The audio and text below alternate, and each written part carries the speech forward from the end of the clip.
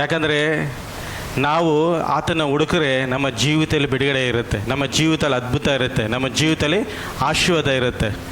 ಯಾವಾಗಲೂ ನಾವು ಆಲೆಗೆ ಬರಬೇಕಂದಾಗ ನಾವು ಏನಂತ ಬರಬೇಕು? ಭಯಭಕ್ತಿನಿಂದ ಬರಬೇಕು. ಆತನ ಸನ್ನಿಧಿಯಲ್ಲಿ ಬಿಡುಗಡೆ ಇದೆ ಅಂತ ಕಾಣಲ್ಪಡಬೇಕು.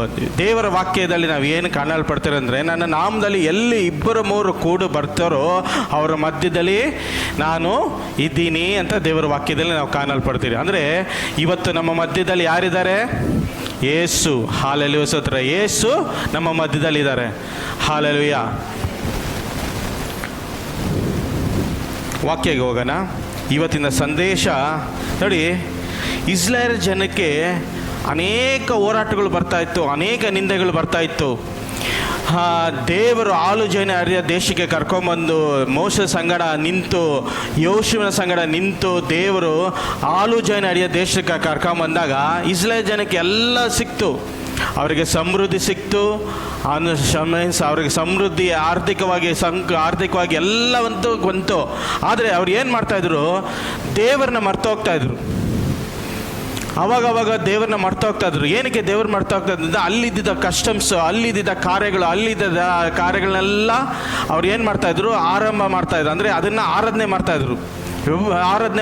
ಅದನ್ನು ಮಾಡ್ತಾ ಇದ್ದಾಗ ದೇವರಿಗೆ ಕೋಪ ಬರ್ತಾಯಿತ್ತು.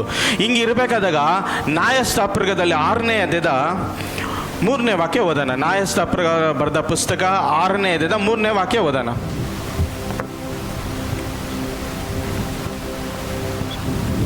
ಇವರು ಬೀಜ ಬಿತ್ತಿದ್ದ ತರುವಾಯ ಮಿದ್ಯಾನರು, ಅಮೇಲಿಕರು, ಮೋಡಾಣ ದೇಶದವರು ಇವರಿಗೆ ವಿಧೇಯರಾಗಿ ದಂಡೆತ್ತಿ ಬಂದು ಇಳುಕೊಂಡು ಗಾಜನ ಪ್ರಾಂತ್ಯದೊಳವರೆಗೆ ಎಲ್ಲ ಭೂಮಿಯ ಹುಟ್ಟುವಳಿಯನ್ನು ಹಾಳು ಮಾಡಿಬಿಟ್ಟದರಿಂದ ಇವರಿಗೆ ದವಸ ಧಾನ್ಯಗಳಾಗಲಿ ಕುರಿ ದನಗಳ ಕತ್ತೆಗಳನ್ನಾಗಲಿ ಉಳಿಯಲೇ ಇಲ್ಲ. ಆಗ ಆ ಶತ್ರುಗಳು ತಮ್ಮ ಕುರಿ ದನಗಳನ್ನು ಗುಡಾರಗಳನ್ನು ಸಹಿತವಾಗಿ ಮಿಡತೆಗಳಂತೆ ಗುಂಪಾಗಿ ಬಂದರು. ಅವರು ಅವರ ಒಂಟೆಗಳನ್ನು ಅಸಂಖ್ಯವಾಗಿ ಗುಂಪಾಗಿ ಬಂದು ದೇಶವನ್ನು ಹಾಳು ಮಾಡುತ್ತಿದ್ದರು. ಸಾಕು. ಹಾಲೆಲೂಯ ಸ್ತೋತ್ರ.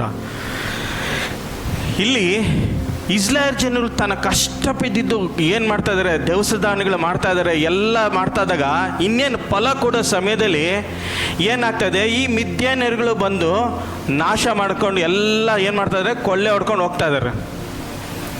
ಏನಕ್ಕೆ ಕೊಳ್ಳೆ ಹೊಡ್ಕೊಂಡು ಹೋಗ್ತಾ ಇದ್ದಾಗ ಅಂದರೆ, ಅಲ್ಲಿ ಅರಸನು ಇದ್ದಿಲ್ಲ, ನ್ಯಾಯಸ್ಥಾಪಕರು. ಅಂದರೆ ಆಗಿನ ಕಾಲದಲ್ಲಿ ಯಾರನ್ನ ಬೇಕೋ ದೇವರು ಅವ್ರನ್ನ ಆರಿಸ್ಕೊಂಡು ಅವ್ರನ್ನ ಏನು ಮಾಡ್ತಾಯಿದ್ರು? ಅವ್ರನ್ನ ದೇವರ ನಾಮಕ್ಕಾಗಿ ಲೀಡರ್ ಅಂತ ಮಾಡ್ತಾಯಿದ್ರು. ಹಂಗೆ ಇರಬೇಕಾದ್ರೆ ಕಾಲದಲ್ಲಿ ಈ ಯೋಶುವ ನಂತರ ಎಲ್ಲರೂ ಮರ್ತೋಗ್ಬಿಡ್ತಾರೆ. ಯೋಶುವ ಜನ್ರೇಷನ್ ಆಗಿದ ತಕ್ಷಣ ಅವರೆಲ್ಲರೂ ಮರ್ತೋಗ್ಬಿಡ್ತಾರೆ. ದೇವರು ಮಾಡಿದ ಅದ್ಭುತ ಕಾರ್ಯಗಳು, ದೇವರು ಎಂಥ ಕಾರ್ಯಗಳು ಮಾಡೋದು ಅಂತ ಎಲ್ಲ ಮರೆತು ಅವ್ರು ಇಷ್ಟ ಬಂದಂಗೆ ಅವ್ರ ಜೀವನ ಮಾಡ್ತಾಯಿದ್ರು, ಅವ್ರು ಇಷ್ಟ ಬಂದಂಗೆ ಇರ್ತಾಯಿದ್ರು. ಆವಾಗ ಯಾವಾಗ ದೇವರ ಕಷ್ಟ ಬಂದಾಗ ದೇವರನ್ನ ಹೋಗಿ ಮೊರೆ ಹೊರಿಸ್ತಾ ಇದ್ರು. ಸುಖ ಇದ್ದಾಗ ಏನಾಗ್ತಾ ಇತ್ತು? ದೇವರನ್ನೇ ಮರ್ತು ಬಿಡ್ತಾ ಇದ್ರು. ಹಂಗೆ ಇದ್ದ ಕಾಲದಲ್ಲಿ ಇಲ್ಲಿ ಒಬ್ಬ ಅಭಿಷಕ್ತನು ಅಲ್ಲಿ ಹುಟ್ಟು ಬರ್ತಾನೆ. ಈ ಅಭಿಷಕ್ತನು ಹುಟ್ಟು ಬರೋಕ್ಕಿಂತ ಮುಂಚೆ ಅಲ್ಲಿ ಏನಾಗ್ತಾ ಇದೆ ಅಂದರೆ, ಇಸ್ರಾಯೇಲ್ ಜನಗಳು ಏನೇ ಮಾಡಲಿ ಅವರ ಜೀವಿತದಲ್ಲಿ ಕಷ್ಟ ಬಿದ್ದು ಬೆವರು ಸುರಿಸಿ ಒಂದು ಫಲನ ತಂದಿರ್ತಾರೆ. ಇನ್ನೇನು ಆ ಫಲನ ತೊಗೊಂಡೋಗಿ ಮಾರಬೇಕು, ಇನ್ನೇನು ಫಲ ತೊಗೊಂಡೋಗಿ ಬೇರೆಯವ್ರಿಗೆ ಕೊಡಬೇಕಂದಾಗ ಮಿದ್ಯಾನ್ಯಗಳು ಬಂದು ನಾಶ ಮಾಡ್ತಾ ಇರ್ತಾರೆ. ಬಂದ ಎಲ್ಲನೂ ಏನು ಮಾಡ್ತಾ ಇದ್ದಾರೆ? ಹೊತ್ಕೊಂಡು ಹೋಗ್ತಾ ಇದ್ದಾರೆ. ನೋಡಿ, ದನನೂ ಬಿಡಲ್ಲ, ಕುರಿನೂ ಬಿಟ್ಟಿಲ್ಲ, ಒಂಟೆನೂ ಬಿಟ್ಟಿಲ್ಲ. ಈ ದನ ಕುರಿ ಏನಂದ್ರೆ ತೋರಿಸುತ್ತೆ, ಈ ಕುರಿ ದೇವರಿಗೆ ಯಜ್ಞ ಅರ್ಪಿಸೋದು. ಏನಾಗುತ್ತೆ? ಯಜ್ಞ ಅರ್ಪಿಸೋದು. ದೇವರಿಗೆ ಯಜ್ಞನೇ ಅರ್ಪಿಸಿಲ್ಲ ಅಂದರೆ ದೇವರ ಧೂಪ ಅಲ್ಲಿ ಇಳಿಯಲ್ಲ, ದೇವರ ಸಾನ್ನಿಧ್ಯನೇ ಇಳಿದು ಬರಲ್ಲ. ಇದು ಶತ್ರುಗೆ ಗೊತ್ತು, ಅನೇಕ ಶತ್ರುಗೆ ಗೊತ್ತು. ಶತ್ರು ಏನು ಮಾಡ್ತಾನೆ? ಎಲ್ಲ ವಂಚನೆ ಮಾಡ್ಕೊಂಡು ಹೋಗ್ತಾನೆ. ಅಂದರೆ ನೀನು ಕಷ್ಟ ಬಿಟ್ಟು ದುಡ್ದು ಹಾಲೆಲೂಯ ಸ್ತೋತ್ರ, ಇನ್ನೇನು ನೀನು ಅದನ್ನು ತಿನ್ನಬೇಕಂದಾಗ ಅದನ್ನೇ ಎತ್ಕೊಂಡು ನೋಡೋಗ್ಬಿಡ್ತಾನೆ ಶತ್ರು. ಅಂದಾಗ ಡಾಕ್ಟ್ರಿಗೋ ಲಾಯರ್ಗೋ ಎಲ್ಲೋ ಏನೋ ಗೊತ್ತಿಲ್ಲ, ನಿಮಗೆ ಗೊತ್ತಿಲ್ಲದಂಗೆ ದುಡ್ಡು ಖರ್ಚಾಗ್ಬಿಡುತ್ತೆ. ಆ ಥರ ಕಾರ್ಯ ನಡೀತಾ ಇರ್ತೈತೆ. ಆ ಥರ ಕಾರ್ಯ ನಡೀತಾ ಇರ್ಬೇಕಾರ್ಗ ಅಲ್ಲೊಬ್ಬನು ಅಲ್ಲೆಲ್ಲ ಸತ್ರ ನಂಬಿಗಸ್ತನ ಒಬ್ಬನು ಇದ್ದ. ಅವನ ಹೆಸರು ಏನಾಗಿದ್ದಾನೆ, ಗಿದ್ಯೋನಾಗಿರ್ತಾನೆ. ನೋಡಿ, ಈತನು ಏನು ಮಾಡ್ತಾ ಇರ್ತಾನೆ, ಮಿದ್ಯೋನು ಬರ್ತಾರೆ ಅಂತ ಅವ್ನಿಗೆ ಗೊತ್ತಿತ್ತು, ಬಂದು ಕೊಳ್ಳೆ ಹೊಡ್ಕೊಂಡು ಹೋಗ್ತಾರೆ ಅಂತಲೂ ಗೊತ್ತಿತ್ತು, ಎಲ್ಲ ಗೊತ್ತಿತ್ತು. ಆದರೆ ಅವ್ರಿಗೆ ಎದುರ್ದಂಗೆ, ಅವ್ರಿಗೆ ಗೊತ್ತಿಲ್ದಂಗೆ ಮೆತ್ತಿಗೆ ಏನು ಮಾಡ್ತಾ ಇರ್ತಾನೆ ಇವನು, ಆ ಕಾರ್ಯ ಮಾಡ್ತಾ ಇರ್ತಾನೆ. ಆದರೆ ಮೇಲೆಗಡೆ ಅಧ್ಯಾಯ ಬರ್ದಿ 7ನೇ ಅಧ್ಯಾಯ 6-7 ಓದಿ ಗೊತ್ತಾಗತ್ತೆ. ಇಸ್ರೇಲರು ಮಿದ್ಯಾನರ ದಾಸರಿಂದ ಕುಗ್ಗಿ ಹೋಗಿ ಯೆಹೋವನಿಗೆ ಮೊರೆ ಇಟ್ಟರು. ಇಸ್ರೇಲರು ಮಿದ್ಯಾನರ ಕಾಟವನ್ನು ಸಹಿಸಲಾರದೆ ಯೆಹೋವನಿಗೆ ಮೊರೆ ಇಟ್ಟಾಗ ಆತನು ಅವರ ಬಳಿಗೆ ಬಂದು ಪ್ರವಾದಿಯಾದ ಕಳಿಸಿದನು. ಇವರೆಲ್ಲರೂ ಎಲ್ಲಿ ಹೋಗಿದ್ರು? ಮೊರೆ ಇಡಕ್ಕೆ. ಅಲ್ಲಲ್ಲ, ಗುವೆ ತಗ ಅಟ್ಕೊಂಡಿದ್ದಾರೆ. ಮಿದ್ಯಾನ ಕಾಟ ತಡೆದ್ರೆ ಓಡೋಗಿದ್ದಾರೆ ಎಲ್ಲರೂ. ಇಸ್ರಾಯೇಲ್ ಜನಗಳನ್ನ ಅಂದರೆ ದೇಶನ ಬಿಟ್ಟು, ಕಾನೂನು ದೇಶನ ಬಿಟ್ಟು ಈ ಕಾಟಕ್ಕೆ ತಡೀರಾರ್ದ ಗುಹೆಗಳಲ್ಲಿ ಅಲ್ಲಿ ಆಡ್ಕೊಂಡು ಅಲ್ಲಿಂದ ಮೊರೆ ಇಡ್ತಾ ಇದ್ದಾರೆ. ಆದರೆ ಅಲ್ಲಿ ಒಬ್ಬನು ಅಭಿಷಕ್ತನು ಅಲ್ಲಿದ್ದ. ನೋಡಿ 11ನೇ ಅಧ್ಯಾಯ ಓದಿ, ಅದೇ 11. ಅಮೇಲಿಕರು ಯೆಹೋವನ ದೂತನ ಬಂದು ಒಪ್ಪಂದದಲ್ಲಿ ಎಲ್ಲಾ ವಕ್ಷದಲ್ಲಿ ಅಡವಿಯಲ್ಲಿ ಕುಂತುಕೊಂಡರು. ಅಂದು ಅಭಿಜಯನಾದ ಗೋತ್ರದವನಾದ ಯಾವೋಬದನಿಗಿಂತ ಅವನ ಮಗನಾದ ಗಿದ್ಯೋನನು ಮಿದ್ಯಾನರಿಗೆ ಗೊತ್ತಾಗದಂತೆ ಹಾಗೆ ಅಲ್ಲಿನ ದ್ರಾಕ್ಷ ಆಲೆಯನ್ನು ಮೊಲೆಯಲ್ಲಿ ಗೊಂದಲೆಯನ್ನು ಬಡಿಯುತ್ತಿದ್ದನು. ಯೆಹೋವನ ದೂತನು ಗಿದ್ಯೋನಿಗೆ ಪ್ರತ್ಯಕ್ಷನಾಗಿ ಅವನಿಗೆ ಬಲ ಪರಾಕ್ರಮಶಾಲಿಯಾದ ಯೆಹೋವನ ನಿನ್ನ ಸಂಗಡ ಇದ್ದಾನೆ ಅಂದನು. ಸಾಕು, ಹಾಲೆಲೂಯ ಸ್ತೋತ್ರ. ನೋಡಿ, ಅನೇಕರು ಅಲ್ಲಿ ವಾಸಿಸ್ತಾ ಇದ್ರು, ಬರೇ ಗಿದ್ಯೋನೆಲ್ಲ ವಾಸಿಸ್ತಾ ಇದ್ರು. ಅನೇಕರು ವಾಸಿಸ್ತಾ ಇದ್ದಾಗ ಅನೇಕರಿಗೆ ಭಯ ಬಂದು ಅವರು ಎಲ್ಲೋ ಕುತ್ಕೊಂಡಿದ್ದಾರೆ, ಅವ್ಕೊಂಡಿದ್ದಾರೆ ಗುಹೆಗಳಲ್ಲಿ. ಬೇಕಾದ್ರೆ ನೋಡಿ, ಅದು 2ನೇ ವಾಕ್ಯ ಓದಿ, ಕ್ಲೀನಾಗಿ ಓದಿ ಸಿಸ್ಟರ್. 6:2 ಓದಿ. ಮಿದ್ಯಾನರು ಹಸ್ತವು ಬಲಗೊಂಡದರಿಂದ ಇಸ್ರಾಯೇಲರು ಅವರಿಗೆ ಎದರಿ ಪರ್ವತ ಸ್ಥಳಗಳಲ್ಲಿ ಗದರಗಳ ಹೆಗಲಗಳಲ್ಲಿ ಮಾಡಿ ಸೇರಿಕೊಂಡರು. ಎಲ್ಲಿ ಸೇರ್ಕೊಂಡ್ರು? ಅವ್ರಿಗೆ ಎದುರ್ಕೊಂಡು ಪರ್ವತಗಳಲ್ಲಿ, ಗುಹೆಗಳಲ್ಲಿ ಅಡಗಿಕೊಂಡ್ರು. ಆದ್ರೆ ಅಲ್ಲಿ ಗಿದ್ಯೋನನ್ ಏನ್ ಮಾಡ್ತಾ ಇದ್ದಾನೆ, ಯಾರಿಗೂ ಗೊತ್ತಿಲ್ಲದೆ ಅವನು ಏನು ಮಾಡ್ತಾ ಇದ್ದಾನೆ, ಕಾರ್ಯ ಮಾಡ್ತಾನೆ, ವ್ಯವಸಾಯ ಮಾಡ್ತಾ ಇದ್ದಾನೆ. ವ್ಯವಸಾಯ ಮಾಡ್ತಾ ಇರ್ಬೇಕಾದ್ರೆ ಅಲ್ಲಿ ದೂತರು ಇಳ್ದು ಏನು ಹೇಳ್ತಾ ಇದ್ದಾರೆ, ಎಲೆ ಪರಾಕ್ರಮಶಾಲಿಯೇ, ಏನು ಹೇಳ್ತಾರೆ ಓದಿ, ಎಲೆ ಪರಾಕ್ರಮಶಾಲಿಯೇ ಯೆಹೋವ ನಿನ್ನ ಸಂಗಡ ಇದ್ದಾನೆ. ಯೆಹೋವನು ನಿನ್ನ ಸಂಗಡ ಇದ್ದಾರೆ. ಅಂದ್ರೆ ದೇವರು ನಿನ್ನ ಕೈನಲ್ಲಿ ಏನು ಕೊಡಬೇಕು ಅಂತ ದೇವರಿಗೆ ಗೊತ್ತಿರುತ್ತೆ. ನೋಡಿ, ಅಲ್ಲಿ ಅನೇಕರ ಲೀಡರ್ಸ್ ಇದ್ರು, ಅನೇಕ ಎಲ್ಡರ್ಸ್ ಎಲ್ಲ ಇದ್ರು. ಆದರೆ ಅವರೆಲ್ಲ ಏನು ಮಾಡಿದ್ರು, ಈ ಮಿದ್ಯಾನಿಗೆ ಭಯ ಬಂದು ಎಲ್ಲೋಗಿ ಅಡ್ಕೊಂಡಿದ್ರು, ಗುಟ್ಟದ ಮೇಲೆ ಹೋಗಿ, ಗುಹೆಗಳ ಮೇಲೆ ಹೋಗಿ ಬಚ್ಚಿಕೊಂಡಿದ್ರು. ಆದರೆ ಈ ಗಿದ್ಯೋನು ಈ ಮಿದ್ಯಾನಿಗೆ ಭಯ ಪಡಲಿಲ್ಲ. ಏನಾದರೂ ಮಾಡಿ ನಾನು ಕಾರ್ಯ ಮಾಡಬೇಕು ಅಂತ ಅವನು ಏನು ಮಾಡ್ತಾ ಇದ್ದ, ಗಿದ್ಯೋನಿಗೆ ಗೊತ್ತಿಲ್ಲದೆ ಅವನು ಏನು ಮಾಡ್ತಾ ಇದ್ದ, ಅಲ್ಲಿ ಕಾರ್ಯ ಮಾಡ್ತಾ ಇದ್ದ, ಅಲ್ಲಿ ಏನು ಮಾಡ್ತಾ ಇದ್ದ, ವ್ಯವಸಾಯ ಮಾಡ್ತಾ ಇದ್ದ. ಅಂದಾಗ ಆವಾಗ ದೇವರು ದೂತನ ಇಳಿದು ಬಂದು, ಎಲೆ ಪರಾಕ್ರಮಶಾಲಿಯೇ, ದೇವರು ನಿನ್ನ ಸಂಗಡ ಇದ್ದಾರೆ ಅಂತ ಹೇಳ್ತಾ ಇದ್ದಾನೆ. ಅದಕ್ಕೆ ಇವನು ಏನು ಹೇಳ್ತಾ ಇದ್ದಾನೆ, ಗಿದ್ಯೋನನು, ದೇವರು ನನ್ನ ಸಂಗಡ ಇದ್ದಿದ್ರೆ ನನಗೆ ಯಾಕೆ ಇವತ್ತು ಇಷ್ಟು ಕಷ್ಟದಲ್ಲಿ ಹೋಗ್ತಾ ಇದ್ದೆ, ನಾನು ಯಾಕೆ ಗೊತ್ತಿಲ್ಲದೆ ನಾನು ಈ ಥರ ಕಳ್ಳನ ಥರ ನಾನು ವ್ಯವಸಾಯ ಮಾಡ್ತಾ ಇದ್ದೀನಿ ಅಂತ ಕೇಳ್ತಾನೆ. ಅದಕ್ಕೆ ದೇವರು ಏನು ಹೇಳ್ತಾರೆ, ಹಾಲೆಲೂಯ ಸ್ತೋತ್ರ, ನೋಡಪ್ಪ, ನನ್ನ ಕೃಪೆ ಎಲ್ಲರ ಮೇಲೆ ಇದೆ, ನನ್ನ ಕೃಪೆ ಯಾರ ಮೇಲೆ ತೆಗೆಯಲ್ಲ. ಆದರೆ ಅವ್ರವ್ರಿಗೆ ಬೇಕಾದ ಕಾರ್ಯ ಅವರೇ ದೂರವಾಗಿ ಹೋಗ್ತಾರೆ. ಅಂದರೆ ಅವ್ರವ್ರು ಮಾಡಿದ ಕಾರ್ಯಗಳು, ಅವ್ರವ್ರು ಮಾಡಿದ ಇದರಿಂದ ಅವರೇ ದೂರ ಹೋದಾಗ, ನಾನು ಹುಡ್ಕೊಂಡು ಬಂದಾಗ ನೀನು ಅವ್ರನ್ನ ಎದುರ್ದಂಗೆ ನೀನು ಕಾರ್ಯ ಮಾಡ್ತಾ ಇದ್ದಲ್ಲ, ಅದಕ್ಕೆ ನಾನು ನಿನ್ನನ್ನು ಆರಿಸ್ಕೊಂಡಿದ್ದು ಅಂತ ದೇವರು ಹೇಳ್ತಾ ಇದ್ದಾರೆ. ಹಾಲೆಲೂಯ ಸ್ತೋತ್ರ. ಅದಕ್ಕೆ ನಾನು ನಿನ್ನನ್ನು ಆರಿಸ್ಕೊಂಡಿದ್ದು. ನೋಡಿ, ಗಿಡಿಯನು ಅಷ್ಟು ಪರಾಕ್ರಮಶಾಲಿ ಅಲ್ಲ. ಮುಂದೆ ಹೋಗ್ತಾ ಹೋಗ್ತಾ ತೋರಿಸ್ತೀನಿ ಅವ್ನು ಏನು ಅಂತ. ಅಷ್ಟು ಇದಿಲ್ಲ ಅವನಿಗೆ ಭಯ. ಆದ್ರೂ ಆ ಭಯದಿಂದಲೂ ಇದ್ರೂ ಅವನು ಮಾಡಬೇಕಾದ ಕಾರ್ಯ ಅವನು ಮಾಡ್ತಾ ಇದ್ದ. ಅವನು ಎದುರ್ಕೊಳ್ಳಿಲ್ಲ, ಬಿಟ್ಕೊಡ್ಲಿಲ್ಲ. ಇವತ್ತು ಕೆಲವರು ಜೀವಿತದಲ್ಲಿ ಏನು ಮಾಡ್ತಾರೆ ಗೊತ್ತಾ, ಕಷ್ಟ ಬಂದಾಗ, ಹೋರಾಟ ಬಂದಾಗ ಯಾರಾದರೂ ಒಂದು ಮಾತು ಹೇಳ್ಬಿಟ್ರೆ ಬಿಟ್ಕೊಟ್ಬಿಡ್ತೀರ ನೀವು. ಏನಾಗುತ್ತೆ ಬಿಟ್ಕೊಟ್ಬಿಡ್ತೀರಾ. ಆದರೆ ಗಿಡ್ಯೋನು ಬಿಟ್ಕೊಡ್ಲಿಲ್ಲ. ಮಿದ್ಯಾನರು ಬರ್ತಾರೆ ಅಂತ ಅವನಿಗೆ ಗೊತ್ತು, ಬಂದು ಕೊಳ್ಳೆ ಹೊಡ್ಕೊಂಡು ಹೋಗ್ತಾರೆ. ಅವ್ರು ಬಂದರೆ ಹೆಂಗೆ ಬರ್ತಾರೆ ಅಂದರೆ, ಮಿಡತೆಗಳು ನೋಡಿದ್ದೀರಾ? ಈ ಮಿಡತೆಗಳೆಲ್ಲ ಹೆಂಗಿರುತ್ತೆ ಗೊತ್ತಾ? ಒಂದು ಸತಿ ಆಕ್ರಮ ಮಾಡ್ತಂದ್ರೆ, ಒಂದು ಸತಿ ಬಂದು ಏನಾದರೂ ಆಕ್ರಮ ಮಾಡ್ತಂದ್ರೆ, ಅದು ಹುಲ್ಲು ಆಗಲಿ ಏನೇ ಆಗಿರಲಿ, ಏನು ತಿಂದು ಹೋಗೋವರೆಗೂ ಅದು ಬಿಡಲ್ಲ. ನೀನು ಏನೇ ಮದ್ದೋಡಿ ಎಷ್ಟೇ ಇದು ಮಾಡೋ, ಅದು ಯಾವುದಕ್ಕೂ ಬಗ್ಗಲ್ಲ. ಅದೇ ಥರ ಮಿದ್ಯಾನಿಗಳು ಇದರಲ್ಲಿ ಏನೇ ಮಾಡಿದ್ರು, ಅವರು ಎಲ್ಲ ಏನೇ ಮಾಡಿದ್ರು ಅವ್ರು ಬಂದು ಕೊಳ್ಳೆ ಹೊಡ್ಕೊಂಡು ಕಂಪ್ಲೀಟ್ ಎಲ್ಲ ನಾಶ ಮಾಡಿ ಹೋಗೋವರೆಗೂ ಅವ್ರು ಬಿಡಲ್ಲ.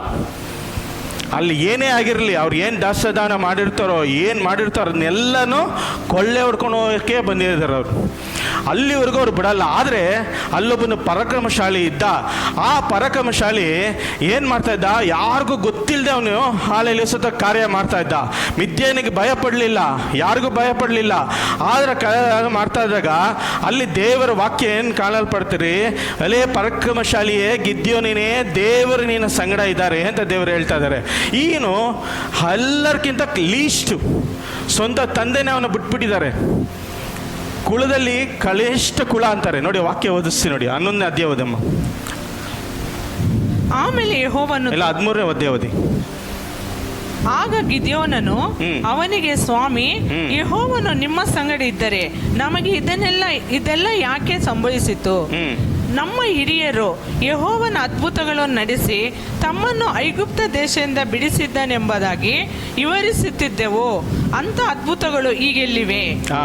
ಆತನು ನಮ್ಮನ್ನು ತಿರಸ್ಕರಿಸಿ ಮಿದ್ಯಾನರ ಕೈಗೆ ಒಪ್ಪಿಸಿ ಬಿಟ್ಟಿದ್ದನಲ್ಲ ಅನ್ನಲು, ಯೆಹೋವನು ಅವನಿಗೆ, ಚೆನ್ನಾಗಿ ನೋಡಿ, ನಾನು ನಿನ್ನನ್ನು ಕಳಿಸುತ್ತೇನೆ, ಹೋಗು, ಈಗ ನಿನ್ನ ಬಲದಿಂದ ಇಸ್ರಾಯೇಲ್ ಮಿದ್ಯಾನರನ್ನು ಬಿಡಿಸು ಎಂದು ಹೇಳಿದನು. ಅದಕ್ಕೆ 15ನೇ ವಾಕ್ಯ ಓದಿ. ಆಗ ಗಿದ್ಯೋನನು, ಆತನು, ಸ್ವಾಮಿ, ನಾನು ಇಸ್ರಾಯೇಲ್ ರಕ್ಷಿಸುವುದು ಹೇಗೆ? ಮನಸ್ಸ ಕುಲದಲ್ಲಿ ನನ್ನ ಮನೆಯನ್ನು ಕನಿಷ್ಠವಾದ ಮಾತು, ನಾನು ನಮ್ಮ ಕುಟುಂಬದಲ್ಲಿ ಅಲ್ಪನು. ಹಾಲೆಲೂಯಾ, ಸ್ತೋತ್ರ. ಸಾಕು, ನಾನು ನನ್ನ ಕುಟುಂಬದಲ್ಲಿ ಅಲ್ಪನು ಅಂದ್ರೆ ಇವನಿಗೆ ಯಾರಿಗೂ ಬೇಕಾಗಿಲ್ಲ. ಎಲ್ಲರೂ ಅವನ್ನ ತೊರೆ ಬಿಟ್ಬಿಟ್ಟಿದ್ದಾರೆ. ಅವನು ಯಾರಿಗೂ ಗಣನೆಗೆ ಬರ್ದವನಾಗಿದ್ದಾನೆ. ಆದರೆ ದೇವರ ದೂತರು ಆತನಿಗೆ ಹುಡ್ಕೊಂಡು ಬರ್ತಾ ಇದ್ದಾರೆ. ಏನಕ್ಕೆ ಹುಡ್ಕೊಂಡು ಬರ್ತಾ ಇದ್ದಾರೆ ಅಂದರೆ, ಅವನು ಮಾಡಿದ ಕಾರ್ಯ ಏನಂದರೆ, ಅಲ್ಲಿ ಎಲ್ಲರೂ ಓಡೋಗ್ಬಿಟ್ರು, ಮಿದ್ಯಾನಿಗೆ ಓಡೋಗಿ ಬಚ್ಚಿಕೊಂಡಿದ್ದಾಗ. ಆದರೆ ಇವನು ಏನು ಮಾಡ್ತಾನೆ, ನನ್ನ ಕುಟುಂಬ ಏನಾರ ಮಾಡಿ ರಕ್ಷಿಸಬೇಕು ಅಂತ ಗೊತ್ತಿಲ್ಲದೆ ಅವನು ಕಾರ್ಯ ಮಾಡ್ತಾ ಇದ್ದಾನೆ, ವ್ಯವಸಾಯ ಮಾಡ್ತಾ ಇದ್ದಾನೆ, ಯಾರಿಗೂ ಗೊತ್ತಾಗಬಾರ್ದಂತ. ಆವಾಗ ದೇವರು ಗಿದ್ಯೋನನ್ನು ಹುಡ್ಕೊಂಬಂದು, ಎಲೆ ಪರಾಕ್ರಮಶಾಲಿ ಅಂದಾಗ, ಈ ಗಿದ್ಯೋನ್ ಏನು ಹೇಳ್ತಾ ಇದ್ದಾನೆ, ನನ್ನ ಕುಲ ಅಷ್ಟು ಉನ್ನತ ಕುಲ ಅಲ್ಲ, ನಾನು ಹಾಲೆ ಲೀಡರ್ ಆಗಿ ನಿಲ್ತಕ್ಕೆ ನನಗೆ ಯೋಗ್ಯತೆ ಇಲ್ಲ, ನನಗೆ ಯಾವ ಬಲನೂ ಇಲ್ಲ, ಯಾವ ಸಾಮರ್ಥ್ಯನೂ ಇಲ್ಲ, ನಾನು ಎಲ್ಲನೂ ಕೈ ಬಿಟ್ಟಿರೋ, ನನ್ನನ್ನು ಎಲ್ಲರೂ ಕೈ ಬಿಟ್ಟಿರೋ, ನಾನು ಹೆಂಗೆ ಹಾಲೆಲ್ಲಿ ಇಸ್ರಾಯೇಲ್ ಜನಗಳೇ ರಕ್ಷಿಸೋಕ್ಕಾಗುತ್ತೆ, ಈ ಮಿದ್ಯಾನ ಕೈಯಿಂದ ನಾನು ಹೆಂಗೆ ಅವ್ರನ್ನ ಬಿಡಿಸೋಕ್ಕಾಗುತ್ತೆ ಅಂತ ಕೇಳ್ತಾ ಇರ್ಬೇಕಾದ್ರೆ ದೇವರು ಏನು ಹೇಳ್ತಾ ಇದ್ದಾರೆ, ನಿನ್ನನ್ನು ಹಾಲೆಲ್ಲಿ ಸೂತ್ರ ಕೈನಲ್ಲಿ ನಾನು ಕೊಟ್ಟಿದ್ದೀನಿ ಅಂತ ದೇವರು ಹೇಳ್ತಾರೆ. ಮಿದ್ಯಾನನ ನಿನ್ನ ಕೈನಲ್ಲಿ ನಾನು ಕೊಟ್ಟಿದ್ದೀನಿ ಅಂತ ಗಿದ್ಯೋನಿಗೆ ಹೇಳ್ತಾ ಇದ್ದಾರೆ. ಅಂದರೆ ಈ ಗಿದ್ಯೋನನು ಹಾಲೆಲ್ಲಿ ಸೂತ್ರ ಭಯಂಕರವಾದ ಪರಾಕ್ರಮಶಾಲಿ ಆಗಿರ್ತಾನೆ. ಅವನ ಜೀವಿತದಲ್ಲಿ ಆಗಲ್ಲ ಅಂತ ಕಾರ್ಯ ಯಾವುದೂ ಇರಲ್ಲ, ಎಲ್ಲ ಆಗುತ್ತೆ ಅಂತ ಅವ್ನು ಮಾಡ್ತಾನೆ. ಯಾಕಂದರೆ ಬಿಟ್ಕೊಡ್ದೆ ಅವ್ನು ಮಾಡ್ತಾ ಇರ್ತಾನೆ. ಅನೇಕರು ಹಾಲೆಲ್ಲಿ ಮಿದ್ಯಾನಿಗೆ ಎದುರ್ಕೊಂಡು ಓಡೋದಾಗ ಇವನು ಏನು ಮಾಡ್ತಾ ಇದ್ದಾನೆ, ಅವ್ರಿಗೆ ಭಯ ಬೀಳಿದ್ರೂ ಅವ್ರಿಗೆ ಗೊತ್ತಿಲ್ಲದೆ ಕಾರ್ಯಗಳು ಮಾಡ್ತಾ ಇರ್ತಾನೆ. ಮಾಡ್ತಾ ಇರಬೇಕಾದ್ರೆ ಅವನ ಜೀವಿತದಲ್ಲಿ ದೇವರ ಕಾರ್ಯ ಚಲಿಸುತ್ತೆ. ದೇವರ ಕಾರ್ಯ ಚಲಿಸಿದಾಗ ಆ ದಿನ ಅವನು ಏನು ಮಾಡ್ತಾನಂದ್ರೆ, ತನ್ನ ತಂದೆ ಪೂರ್ವಾಂತಿಕ ಮಾಡಿದ್ದ ವಿಗ್ರಹಗಳನ್ನೆಲ್ಲ ಸಮಾನ ಮಾಡ್ತಾ ಇದ್ದಾನೆ. ನೋಡಿ 25 ವಾಕ್ಯ ಓದಿ. ಅದೇ ದಿನ ರಾತ್ರಿಯು ಯೆಹೋವನ ಅವನಿಗೆ, ನಿನ್ನ ತಂದೆಯು ಓರಿಗಳನ್ನು, ಒಂದು ಚಿಕ್ಕ ಓರಿಯನ್ನು, 7 ವರ್ಷದ ಇನ್ನೊಂದು ಓರಿಯನ್ನು ತೆಗೆದುಕೊಂಡು ಹೋಗಿ ನಿನ್ನ ತಂದೆಯ ಕಟ್ಟಿರುವ ಬಾಳನ ಯಜ್ಞವೇದಿಯನ್ನು ಕೆಡವಿ ಅದರ ಬಳಿಯಲ್ಲಿರುವ ಆಶಾರೆಂಬ ವಿಗ್ರಹಗಳನ್ನು ಕಡಿದು ಹಾಕು. ಈಗ ಆ ಗುಡ್ಡದ ಶಿಖರದಲ್ಲಿ ಯೆಹೋವನಿಗೋಸ್ಕರ ನೇಮಕವಾದ ರೀತಿಯಿಂದ ಒಂದು ಯಜ್ಞವೇದನ ಕಟ್ಟಿಸು. ಸಾಕು. ಹಾಲೆಲೂಯಾ, ಸ್ತೋತ್ರ. ಇದಕ್ಕೆ ಎಷ್ಟು ಜನಕ್ಕೆ ಅರ್ಥ ಆಯ್ತಾನೋ ಗೊತ್ತಿಲ್ಲ, ನೋಡಿ ಡೀಟೇಲಾಗಿ ಹೇಳ್ತೀನಿ. ಒಂದು, ದೇವರು ನಿನ್ನ ಜೀವಿತದಲ್ಲಿ ಕಾರ್ಯ ಮಾಡಬೇಕು ಅಂದ್ರಾಗ ಫಸ್ಟ್ ನೀನು ಏನು ಮಾಡಬೇಕು? ಪೂರ್ವಾಂತರ ಮಾಡಿದ ಕಾರ್ಯಗಳು, ನಿನ್ನ ತಂದೆ ಮುತ್ತಾತಗಳು ಮಾಡಿದ್ದ ಕಾರ್ಯಗಳನ್ನ ನೀನು ಕೆಡವಾಕಬೇಕು. ಅಂದರೆ ವಿಗ್ರಹಾರಾಧನೆ ಅಂದರೆ ಏನು ಹೇಳುತ್ತೆ? ಬರೇ ವಿಗ್ರಹಕ್ಕೆ ಕೈ ಮುಗಿಯೋದಲ್ಲ. ನೀನು ಯಾವುದಕ್ಕೆ ಪ್ರಾಮುಖ್ಯತೆ ಕೊಡ್ತೀಯೋ ಅದೇ ವಿಗ್ರಹನೇ ಆಗುತ್ತೆ. ಅದನ್ನೆಲ್ಲ ತೆಗೆದು ಬಿಸಾಕಬೇಕು. ಫಸ್ಟು ನಿನ್ನ ಜೀವಿತದಲ್ಲಿ ದೇವರ ಕಾರ್ಯ ಮಾಡಬೇಕಂದ್ರೆ ಎಚ್ಚರವಾಗಿ ಕೇಳ್ರಿ, ನೀನು ಎಲ್ಲವನ್ನು ತೆಗೆದು ಹಾಕ್ಬೇಕು, ಕಂಪ್ಲೀಟಾಗಿ ತೆಗೆದಾಕ್ಬೇಕು. ನೀನು ಪೂರ್ವಾಂತರ ಮಾಡಿದ್ದು ವಿಗ್ರಹಗಳು ಆರಾಧನೆ ಮಾಡಿದ್ದು ನೋಡಿ. ಅವ್ರ ತಂದೆ ಏನು ಮಾಡ್ತಾಯಿದ್ರು? ಬಾಲನ ಮತ್ತು ಅಷ್ಟನ ವಿಗ್ರಹನ ಆರಾಧನೆ ಮಾಡ್ತಾಯಿದ್ರು. ಫಸ್ಟ್ ದೇವರು ಅವನು ಕರೆದಾಗ ದೇವರು ಏನು ಹೇಳ್ತದೆ? ಅದೇ ರಾತ್ರಿ ಏನು ಹೇಳ್ತದ್ರೆ? ಹೋಗಿ ಅದನ್ನೆಲ್ಲ ಕೆರೆದಾಕು, ಕೆಡವಿ ಹಾಕು, ಕೆಡವಿ ಬಿಡು, ಒಡೆದಾಕ್ಬಿಡು, ಹೋಗಿ ಫಸ್ಟ್ ಅದನ್ನು ಒಡೆದಾಕು ಅಂತ ಹೇಳ್ತಾ ಇದ್ದಾನೆ. ದೇವರು ಹೇಳ್ತಾ ಇರ್ಬೇಕಾದ್ರೆ ಈ ಗಿದ್ಯೋನನ್ನು ಏನು ಮಾಡ್ತಾ ಇದ್ದಾನೆ? ದೇವರ ಮಾತಿಗೆ ಕಿವಿಗೊಟ್ಟು ಮುಂದೆ ನುಗ್ಗಿ ಎಲ್ಲ ಒಡೆದಾಕ್ತಾ ಇದ್ದಾನೆ. ಅಲ್ಲಿ ಒಡೆದಾಕ್ಬೇಕಂದಾಗ ಅಲ್ಲಿ ಏನು ನಡೀತಾ ಇತ್ತು ಅಂದರೆ, ಆಗಿನ ಕಾಲದಲ್ಲಿ ವಿಗ್ರಹಾರಾಧನೆಗಳು ಅಂದರೆ ಭಯಂಕರವಾದ ಇರುತ್ತೆ. ಬಾಲ ಅಷ್ಟ ವಿಗ್ರಹಗಳೆಲ್ಲ ಅದನ್ನೇ ಆರಾಧನೆ ಮಾಡ್ತಾ ಇರ್ತಾರೆ, ಅದನ್ನೇ ಪೂಜಿಸ್ತಾ ಇರ್ತಾರೆ. ಅದನ್ನು ಏನಾದರೂ ಹೊಡೆದ್ರೆ ಅವನ ತಲೆ ತೆಗೆದಾಕ್ಬಿಡ್ತಾರೆ ಅಲ್ಲಿ. ಅದು ಅಲ್ಲದೆ ಸಂಭವಿಸಿದ್ದು ನೋಡಿ. ಕೆಳಗಡೆ ಅಧ್ಯಾಯದಲ್ಲಿ ನೋಡಿ, ಅದೇ 28ನೇ ಅಧ್ಯಾಯ, ಬೆಳಗ್ಗೆ ಹೇಳುವುದು ಸಿಸ್ಟರ್ 6:28. ಊರಿನ ಜನರು ಒತ್ತಾರೆಯಲ್ಲಿ ಬಾಳನ ಯಜ್ಞವೇದಿಯನ್ನು ಕೆಡವಲ್ಪಟ್ಟಿದ್ದನ್ನು, ಅದರ ಸಮೀಪದಲ್ಲಿರುವ ವಿಗ್ರಹ ಸ್ತಂಭವು ಕಡಿದಾಕಲ್ಪಟ್ಟದರಿಂದ ಹೊಸದಾಗಿ ಕಟ್ಟಿಸಿದ್ದ ಯಜ್ಞವೇದಿಯನ್ನು ಕಂಡು ಹೀಗೆ ಮಾತಾಡಿದ್ದರನ್ನು ಎಂಬ ಒಬ್ಬರೊಬ್ಬರು ವಿಚಾರಿಸುವಾಗ ಯೆಹೋಶುವ ಮಗನಾದ ಗಿದ್ಯೋನನು ಎಂಬ ಗೊತ್ತಾಗಲು ಆ ಜನರು ಯೆಹೋಶುವನ, ನಿನ್ನ ಮಗನಾದ ಓರಿಗೆ ತೆಗೆದುಕೊಂಡು ಬಾ, ಅವನು ಸಾಯಬೇಕು, ಯಾಕಂದರೆ ಬಾಳನ ಯಜ್ಞವೇದಿಯನ್ನು ಕೆಡವಿ ಅದರ ಬಳಿಯಲ್ಲಿರುವ ಆಶಾರ್ ಎಂಬ ವಿಗ್ರಹಗಳ ಸ್ತಂಭವನ್ನು ಕಡಿದು ಹಾಕಿದ್ದಾನೆ ಅಂದನು. ಯೆಹೋಶುವನು ತನಗೆ ವಿರೋಧವಾಗಿ ನಿಂತವರೆಲ್ಲರಿಗೂ, ಬಾಳನಿಗೋಸ್ಕರ ನೀವು ವೇಜವಾಡಬೇಕು, ನೀನು ಅವನ ರಕ್ಷಿಸಬೇಕು, ಅವನಿಗಾಗಿ ವೇಜವಾಡುವವರು ಈ ಹೊತ್ತು ಕೊಲ್ಲಲ್ಪಡಲಿ, ಅವನು ದೇವರಾಗಿರುತ್ತಾನೆ, ತನ್ನ ಯಜ್ಞವೇದಿಯ ಕೆಡವಿ ಬಿಟ್ಟಿದ್ದಕ್ಕಾಗಿ ತಾನು ವೇಜವಾಡಲಿ ಎಂಬುದಾಗಿ. ಸಾಕು ಸಿಸ್ಟರ್, ಥ್ಯಾಂಕ್ ಯು. ಅಲ್ಲಿ ನೋಡಿ, ಅವನು ಏನು ಮಾಡ್ದ? ಗಿದ್ಯೋನನ್ನು ಹೊಡೆದಾಕ್ದ. ಯಾವುದನ್ನು ಹೊಡೆದಾಕ್ದ? ಬಾಲ ವಿಗ್ರಹಗಳನ್ನ, ಅಷ್ಟ ವಿಗ್ರಹಗಳನ್ನ ಹೊಡೆದಾಕ್ದಾಗ ಅಲ್ಲಿರೋ ಜನಗಳು ಏನು ಮಾಡ್ತಾರೆ? ಊರ ಜನಗಳು ಬಂದು ಅವನ ಬೇರೆಗೆ ವಿರೋಧವಾಗಿ ಎದ್ದು ನಿಂತು ಅವನಿಗೆ ಸಾಯಿಸ್ಬೇಕು ಅಂತ ನಿಂತಾಗ ಆ ತಂದೆ ಏನು ಹೇಳ್ತಾ ಇದ್ದಾರೆ? ನೀವ್ಯಾಕೆ ಕೈಯನ್ನು ಹಾಳು ಮಾಡ್ಕೊತೀರಾ? ಬಾಲ ದೇವತರ ಆಗಿದ್ರೆ ಅದನ್ನೇ ಶಿಕ್ಷೆ ಕೊಡ್ತಾನೆ ಬಿಡಿ, ನೀವೇನಕ್ಕೆ ಶಿಕ್ಷೆ ಕೊಡಕ್ಕೆ ಹೋಗಿ ನಿಮ್ಮ ಕೈನ ಇದು ಮಾಡ್ಕೊತೀರಾ? ಆತನ ದೇವರಾಗಿದ್ದರೆ ಆತನೇ ಬಂದು ಶಿಕ್ಷೆ ಮಾಡ್ತಾನೆ, ಆತನೇ ಬಂದು ಅವನ ಪ್ರಾಣ ತೆಗಿತಾರೆ ಅಂತಾಗ ದೇವ್ರೆ ಅದರ ತಂದೆ ಹೇಳ್ತಾ ಇದ್ದಾನೆ. ನೋಡಿ, ಇಲ್ಲಿ ಏನು ಕಾಣಲ್ಪಡ್ತೀರಂದರೆ, ನಿನ್ನ ಕುಟುಂಬದಿಂದ ಬಂದಿರುವ ಕಾರ್ಯಗಳನ್ನ ನೀನು ಫಸ್ಟ್ ಅದನ್ನು ಒಡೆದಾಕ್ಬೇಕು. ತಲೆಮಾರುತ್ತರ ಬಂದಿರೋ ಶಾಪಗಳಾಗಿರಲಿ, ತಲೆಮಾರುತ್ತರ ಬಂದಿರೋ ಏನೇ ಆಗಿರಲಿ, ದೇವರ ನಿನ್ನ ಜೀವಿತದಲ್ಲಿ ಅದ್ಭುತ ಮಾಡೋಕ್ಕೆ ಹೋಗಬೇಕು, ದೇವರ ಆಶೀರ್ವಾದ ನಿನ್ನ ಕಾಣಲು ಪಡಬೇಕಂದಾಗ ಫಸ್ಟ್ ಅದನ್ನು ತೆಗೆದಾಕಲ್ಪಡಬೇಕು. ತೆಗೆದಾಕಿಲ್ಲ ಅಂದರೆ ದೇವರು ಏನೂ ಮಾಡಲ್ಲ.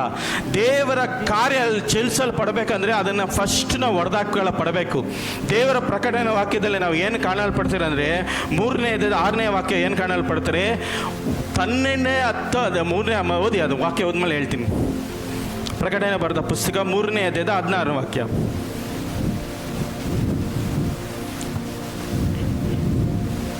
ನೀನು ಬೆಚ್ಚಗೂ ಇಲ್ಲದೆ ತಣ್ಣಗೂ ಇಲ್ಲದೆ ಉಗುರು ಬೆಚ್ಚವಾಗಿದ್ದರಿಂದ ನಿನ್ನನ್ನು ನನ್ನ ಬಾಯೊಳಗಿಂದ ಕಾರುವೆನು. ಹಾಲೆಲೂಯಾ, ಸ್ತೋತ್ರ. ಸಾಕು. ಒಂದು ತಣ್ಣಗನ ಇರೋ, ಇಲ್ಲಾಂದ್ರೆ ಬೆಚ್ಚಗನ ಇರೋ, ಇಲ್ಲ ದೇವರ ನಾಮಕ್ಕಾಗೆ ಪ್ರಯೋಜನ ಪಡು. ಈ 2 ದಾರಿನಲ್ಲಿ ಹೋಗ್ತಾರಲ್ಲ ಅವ್ರ ಜೀವಿತ, ದೇವರು ಏನು ಹೇಳ್ತಾರೆ? ಕಾರ್ ಬಿಡ್ತೀನಿ ಅಂತಾರೆ, ಕಕ್ಬಿಡ್ತೀನಿ ನಾನು. ಹಾಲೆಲೂಯಾ, ಸ್ತೋತ್ರ.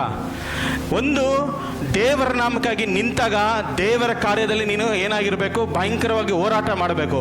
ಇಲ್ಲ ಲೋಕ ಪ್ರಕಾರ ಜೀವಿಸ್ರೆ ಲೋಕ ಪ್ರಕಾರ ನಿಂತ್ಕೋ. 2 ದೋಣಿನಲ್ಲಿ ಕಾಲಿಡ್ತಾರಲ್ಲ, ಈ ಕಡೆ ದೇವರು ಬೇಕು, ಲೋಕನೂ ಬೇಕು ಇದ್ದಾಗ ಅವ್ರ ಜೀವಿತದಲ್ಲಿ ದೇವರು ಏನೂ ಮಾಡಲ್ಲ, ಏನೂ ಮಾಡೋಕ್ಕಾಗಲ್ಲ. ನೋಡಿ, ಗಿದ್ಯನ ಜೀವಿತದಲ್ಲಿ ದೇವರ ಆಶೀರ್ವಾದ ಮಾಡ್ತಾ ಇದ್ದಾರೆ ಅಂದಾಗ ಗಿದ್ಯನೂ ದೇವರು ಏನು ಹೇಳ್ತಾರೋ ಅದನ್ನು ಹಾಲೆಲೂಯಾ ಮಾಡ್ತಾ ಇದ್ದ. ದೇವರು ರಾತ್ರಿ ಬಂದು ಹೇಳಿದ್ರು, ಹೋಗು ವಿಗ್ರಹಗಳನ್ನೆಲ್ಲ ಕೆರೆದಾಕು, ಅದು ಬೇಡ ನಮಗೆ ಅಂದಾಗ ಹಾಲೆಲೂಯಾ ಯಾರಿಗೂ ಎತ್ತಲಿಲ್ಲ ಅವನು. ಅಲ್ಲಿ ಇವನಿಗೆ ವಿಗ್ರಹ ಕೆರೆದಾಕ್ರೆ ಇವನು ತಲೆ ತೆಗಿತಾರೆ ಅಂತ ಗೊತ್ತಿದ್ರು ಹೋಗಿ ಏನು ಮಾಡ್ದ? ಕೆತ್ತಾಕ್ದ. ಎಲ್ಲ ಹೊಡೆದಾಕ್ತ, ಕಂಪ್ಲೀಟಾಗಿ ಡೆಮಾಲಿಷ್ ಮಾಡಿದ್ರು ದೇವರು ಏನು ಮಾಡಿದ್ರು, ಅಲ್ಲಿ ಅವನ ಜೀವಿತದಲ್ಲಿ ಕಾರ್ಯ ಮಾಡಿದ್ರು. ಅಂದರೆ ಇವತ್ತು ದೇವರು ನಿನ್ನ ಜೀವಿತದಲ್ಲಿ ಏನಾದರೂ ಕಾರ್ಯ ಮಾಡಬೇಕು, ಏನಾದರೂ ನಿನ್ನ ಜೀವಿತದಲ್ಲಿ ಅದ್ಭುತ ಮಾಡಬೇಕಂದಾಗ ನೀನು ಫಸ್ಟು ನಿನ್ನ ಜೀವಿತದಲ್ಲಿರೋ ಲೋಕದ ಸಂಬಂಧಪಟ್ಟಿದ ಕಾರ್ಯಗಳು, ಲೋಕದ ಸಂಬಂಧಪಟ್ಟಿದ ವ್ಯವಹಾರಗಳೆಲ್ಲ ತೆಗೆದಾಕ್ಬೇಕು, ಕಂಪ್ಲೀಟಾಗಿ ತೆಗೆದಾಕಿ ದೇವರ ನಾಮಕ್ಕಾಗಿ ನೀನು ನಿಂತ್ಕೋ, ದೇವರ ಭರೋಸೆನಲ್ಲಿ ನಿಂತ್ಕೋ. ತಂದೆ ಮೇಲೆ, ತಾಯಿ ಮೇಲೆ, ಅಣ್ಣ ಸಂಬಂಧಿಕರ ಮೇಲೆ, ಬಂಧುಗಳ ಮೇಲೆ ನೀನು ಭರೋಸೆ ಇಟ್ಟರೆ ದೇವರನ್ನು ಕಾರ್ಯ ನಿನ್ನ ಜೀವಿತದಲ್ಲಿ ಮಾಡಲ್ಲ. ದೇವರ ಕಾರ್ಯ ಮಾಡಬೇಕಾ, ಪ್ರತ್ಯೇಕವಾಗಿ ಫಸ್ಟ್ ನೀನು ದೇವರ ಫಸ್ಟ್ ಪ್ರಿಫರೆನ್ಸ್ ಕೊಡಬೇಕು, ದೇವರಿಗಾಗಿ ನಿಲ್ಲಲ್ಲ ಪಡಬೇಕು. ಯಾವಾಗ ನೀನು ದೇವರಿಗಾಗಿ ನಿಲ್ಲಲ್ಲ ಪಡ್ತೀಯೋ ನಿನಗೆ ಹೋರಾಟಗಳು ಬರುತ್ತೆ, ನಿಂದೆಗಳು ಬರುತ್ತೆ. ಆ ಹೋರಾಟ ನಿಂದೆಗಳ ಮುಂದೆನೇ ದೇವರು ನಿನ್ನ ಮಾಲೆಯಲ್ಲಿ ತಲೆ ಎತ್ತಾಗಿ ಮಾಡ್ತಾರೆ. ಕೆಲವರು ಜೀವಿತದಲ್ಲಿ ನೆಪ ಹೇಳ್ತಾರೆ, ಅನೇಕರ ಜೀವಿತದಲ್ಲಿ ನೆಪ. ಅದಾಗುತ್ತಾ, ಇದು ಮಾಡೋದು ನಡೆಯುತ್ತಾ, ಇದು ಹೋಗಿ ವಿಗ್ರಹ ಹೊಡೆದಾಕ್ಬಿಟ್ರೆ ನಾಳೆ ನಾನು ಬದುಕ್ತೀನಾ ಅಂತ ಎಲ್ಲರೂ ನೆಪ ಹೇಳ್ತಾರೆ. ಆ ನೆಪ ಹೇಳ್ದಾಗ ದೇವರು ಏನು ಮಾಡ್ತಾರೆ, ಏನು ನಿನ್ನ ಜೀವಿತದಲ್ಲಿ ಕಾರ್ಯ ಮಾಡಲ್ಲ. ದೇವರು ಏನಾದರೂ ಹೇಳ್ದಾಗ ಅದು ಮಾಡಲೇಬೇಕು. ನಿನ್ನ ಭವಿಷ್ಯದಲ್ಲಿ ಏನಾದರೂ ದೇವರು ಹೇಳಿದಾಗ ನೀನು ಮಾಡಲೇಬೇಕು. ನೋಡಿ, ಅಬ್ರಾಹ್ಮನಿಗೆ ದೇವರು ಏನು ಹೇಳಿದ್ರು, ಅವನು ಆ ಶ್ರೀಮಂತನಾಗಿದ್ದ, ಚೆನ್ನಾಗಿ ವ್ಯಾಪಾರ ಮಾಡ್ತಾ ಇದ್ದ. ಏನು ವ್ಯಾಪಾರ ಮಾಡ್ತಾ ಇದ್ದ? ವಿಗ್ರಹಗಳನ್ನು ಮಾರಿ ವ್ಯಾಪಾರ ಮಾಡ್ತಾ ಇದ್ದ. ಆ ಸಮಯದಲ್ಲಿ ದೇವರು ಏನು ಹೇಳ್ತಾ ಇದ್ದಾರೆ, ಎಲ್ಲರನ್ನು ಬಿಟ್ಟು ಬಂದು ಬಿಟ್ಟು ಬಾ ಅಂತಾರೆ. ಎಲ್ಲರೂ ಬಿಟ್ಟು ಬಂದ ಅವನು. ದೇವರು ಯಾರನ್ನ ದಿಢೀರಂತ ತೊಗೊಂಡೋಗಿ ಹಾಲಲ್ಲಿ ಸತ್ರ ಸಿಂಹಾಸನ ಮೇಲೆ ಕುಣಿಸಲ್ಲ. ಒಬ್ರು ತಪ್ಪು ಮಾಡಿದ್ರು ದೇವರು, ಯಾರನ್ನ ಸೋಲನ್ನು ತೊಗೊಂಡೋಗಿ ಸಿಂಹಾಸನ ಮೇಲೆ ಕುತ್ಕೊಂಡಾಗ ಅವನು ಏನೂ ಆಗಲೇ ಇಲ್ಲ ಅವನ ಜೀವಿತದಲ್ಲಿ. ಅವನ ತಲೆಮಾರಂತರು ಯಾರೂ ಬರಲಿಲ್ಲ.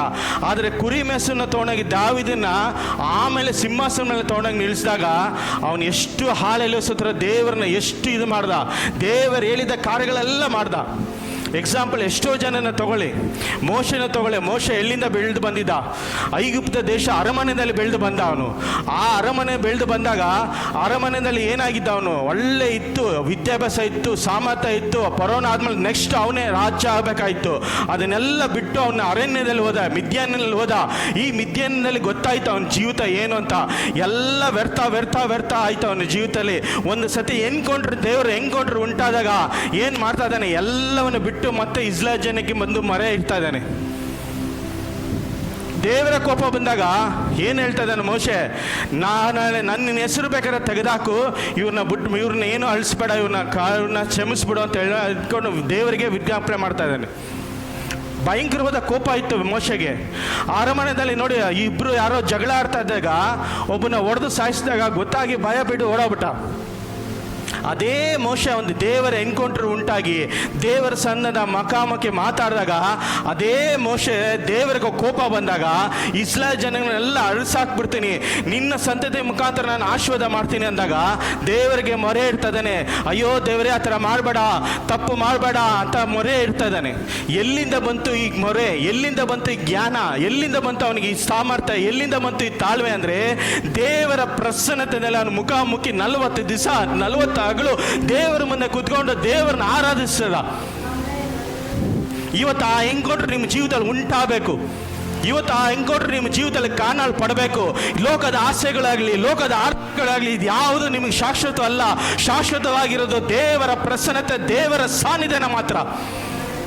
ಇವತ್ತು ಲೋಕ ನೋಡ್ಕೊಂಡು ನೀನು ಹೋಗ್ತಾ ಇದ್ರೆ, ಇವತ್ತು ಲೋಕ ಏನಾಗ್ತಾ ಇದೆ? ಚೈನಾದಲ್ಲಿ ನೋಡಿ ಎಷ್ಟು ಜನ ಸಾಯ್ತಾ ಇದ್ದಾರೆ, ಅನೇಕ ಜನಗಳು ಸಾಯ್ತು ಹೋಗ್ತಾ ಇದ್ದಾರೆ. ಅಮೇರಿಕಾದಲ್ಲಿ ಅಷ್ಟೋ ಜನ ಸಾಯ್ತಾ ಇದ್ದಾರೆ. ಹಾಲಲ್ಲಿ ಇದುವರೆಗೂ ಕಾಣದ ಪ್ರಳಯ ಬರ್ತಾ ಇದೆ. ಇದುವರೆಗೂ ಕಾಣದಲ್ಲಿ ಒಂದು ಅದ್ಭುತ ಡ್ಯಾಮ್ಗಳೆಲ್ಲ ಒಡೆದು ನೀರು ತುಂಬಿ ಹರಿತಾ ಇದೆ. ಎಷ್ಟೋ ಜನ ಶವಗಳು, ಮನೆಗಳು ಎಲ್ಲ ಏನಾಗ್ತಾ ಇದೆ, ಹೋಗ್ತಾ ಇದೆ ಕೊಚ್ಕೊಂಡು ನೀರಿನಲ್ಲಿ. ಇವತ್ತು ನೀನು ಹಣಕಾಸು ಮಾಡಿ, ಸಂಪಾದನೆ ಮಾಡಿ, ಹಣಗಾಡಿಸಿ, ಕಾರ್ ಸಂಪಾದನೆ ಮಾಡಿ, ಇದು ಯಾವುದು ನೀನು ಪರಲೋಕ ರಾಜ್ಯಕ್ಕೆ ತಗೊಂಡೋಗಲ್ಲ. ಪರಲೋಕ ರಾಜ್ಯಕ್ಕೆ ತಗೊಂಡು ಹೋಗ್ಬೇಕಾದ್ರೆ ಒಂದೇ ಒಂದು ದೇವರ ಸಾನ್ನಿಧ್ಯನ, ದೇವರ ಪ್ರಸನ್ನತೆ ಇಲ್ಲ ಅಂದ್ರೆ ನೀನು ಪರಲೋಕ ರಾಜ್ಯಕ್ಕೆ ಹೋಗಕ್ಕಾಗಲ್ಲ. ಹಾಲೆಲೂಯ. ಇದು ಯಾವುದು ನಿನ್ನ ಜೀವಿತದಲ್ಲಿ ಹೋಗಲ್ಲ. ಹೋಗ್ಬೇಕಾದ್ರೆ ಇರೋದು ಒಂದೇ ಒಂದು, ದೇವರು ಏನು ಹೇಳ್ತಾರೋ ಅದನ್ನಲ್ಲಿ ನೀನು ಎಗರಬೇಕು. ದೇವರು ನೀನು ಏನು ಹೇಳ್ತಾರೋ ಅದು ನೀನು ಇತಿಗಾಗಿ ದೇವರು ಹೇಳೋದು.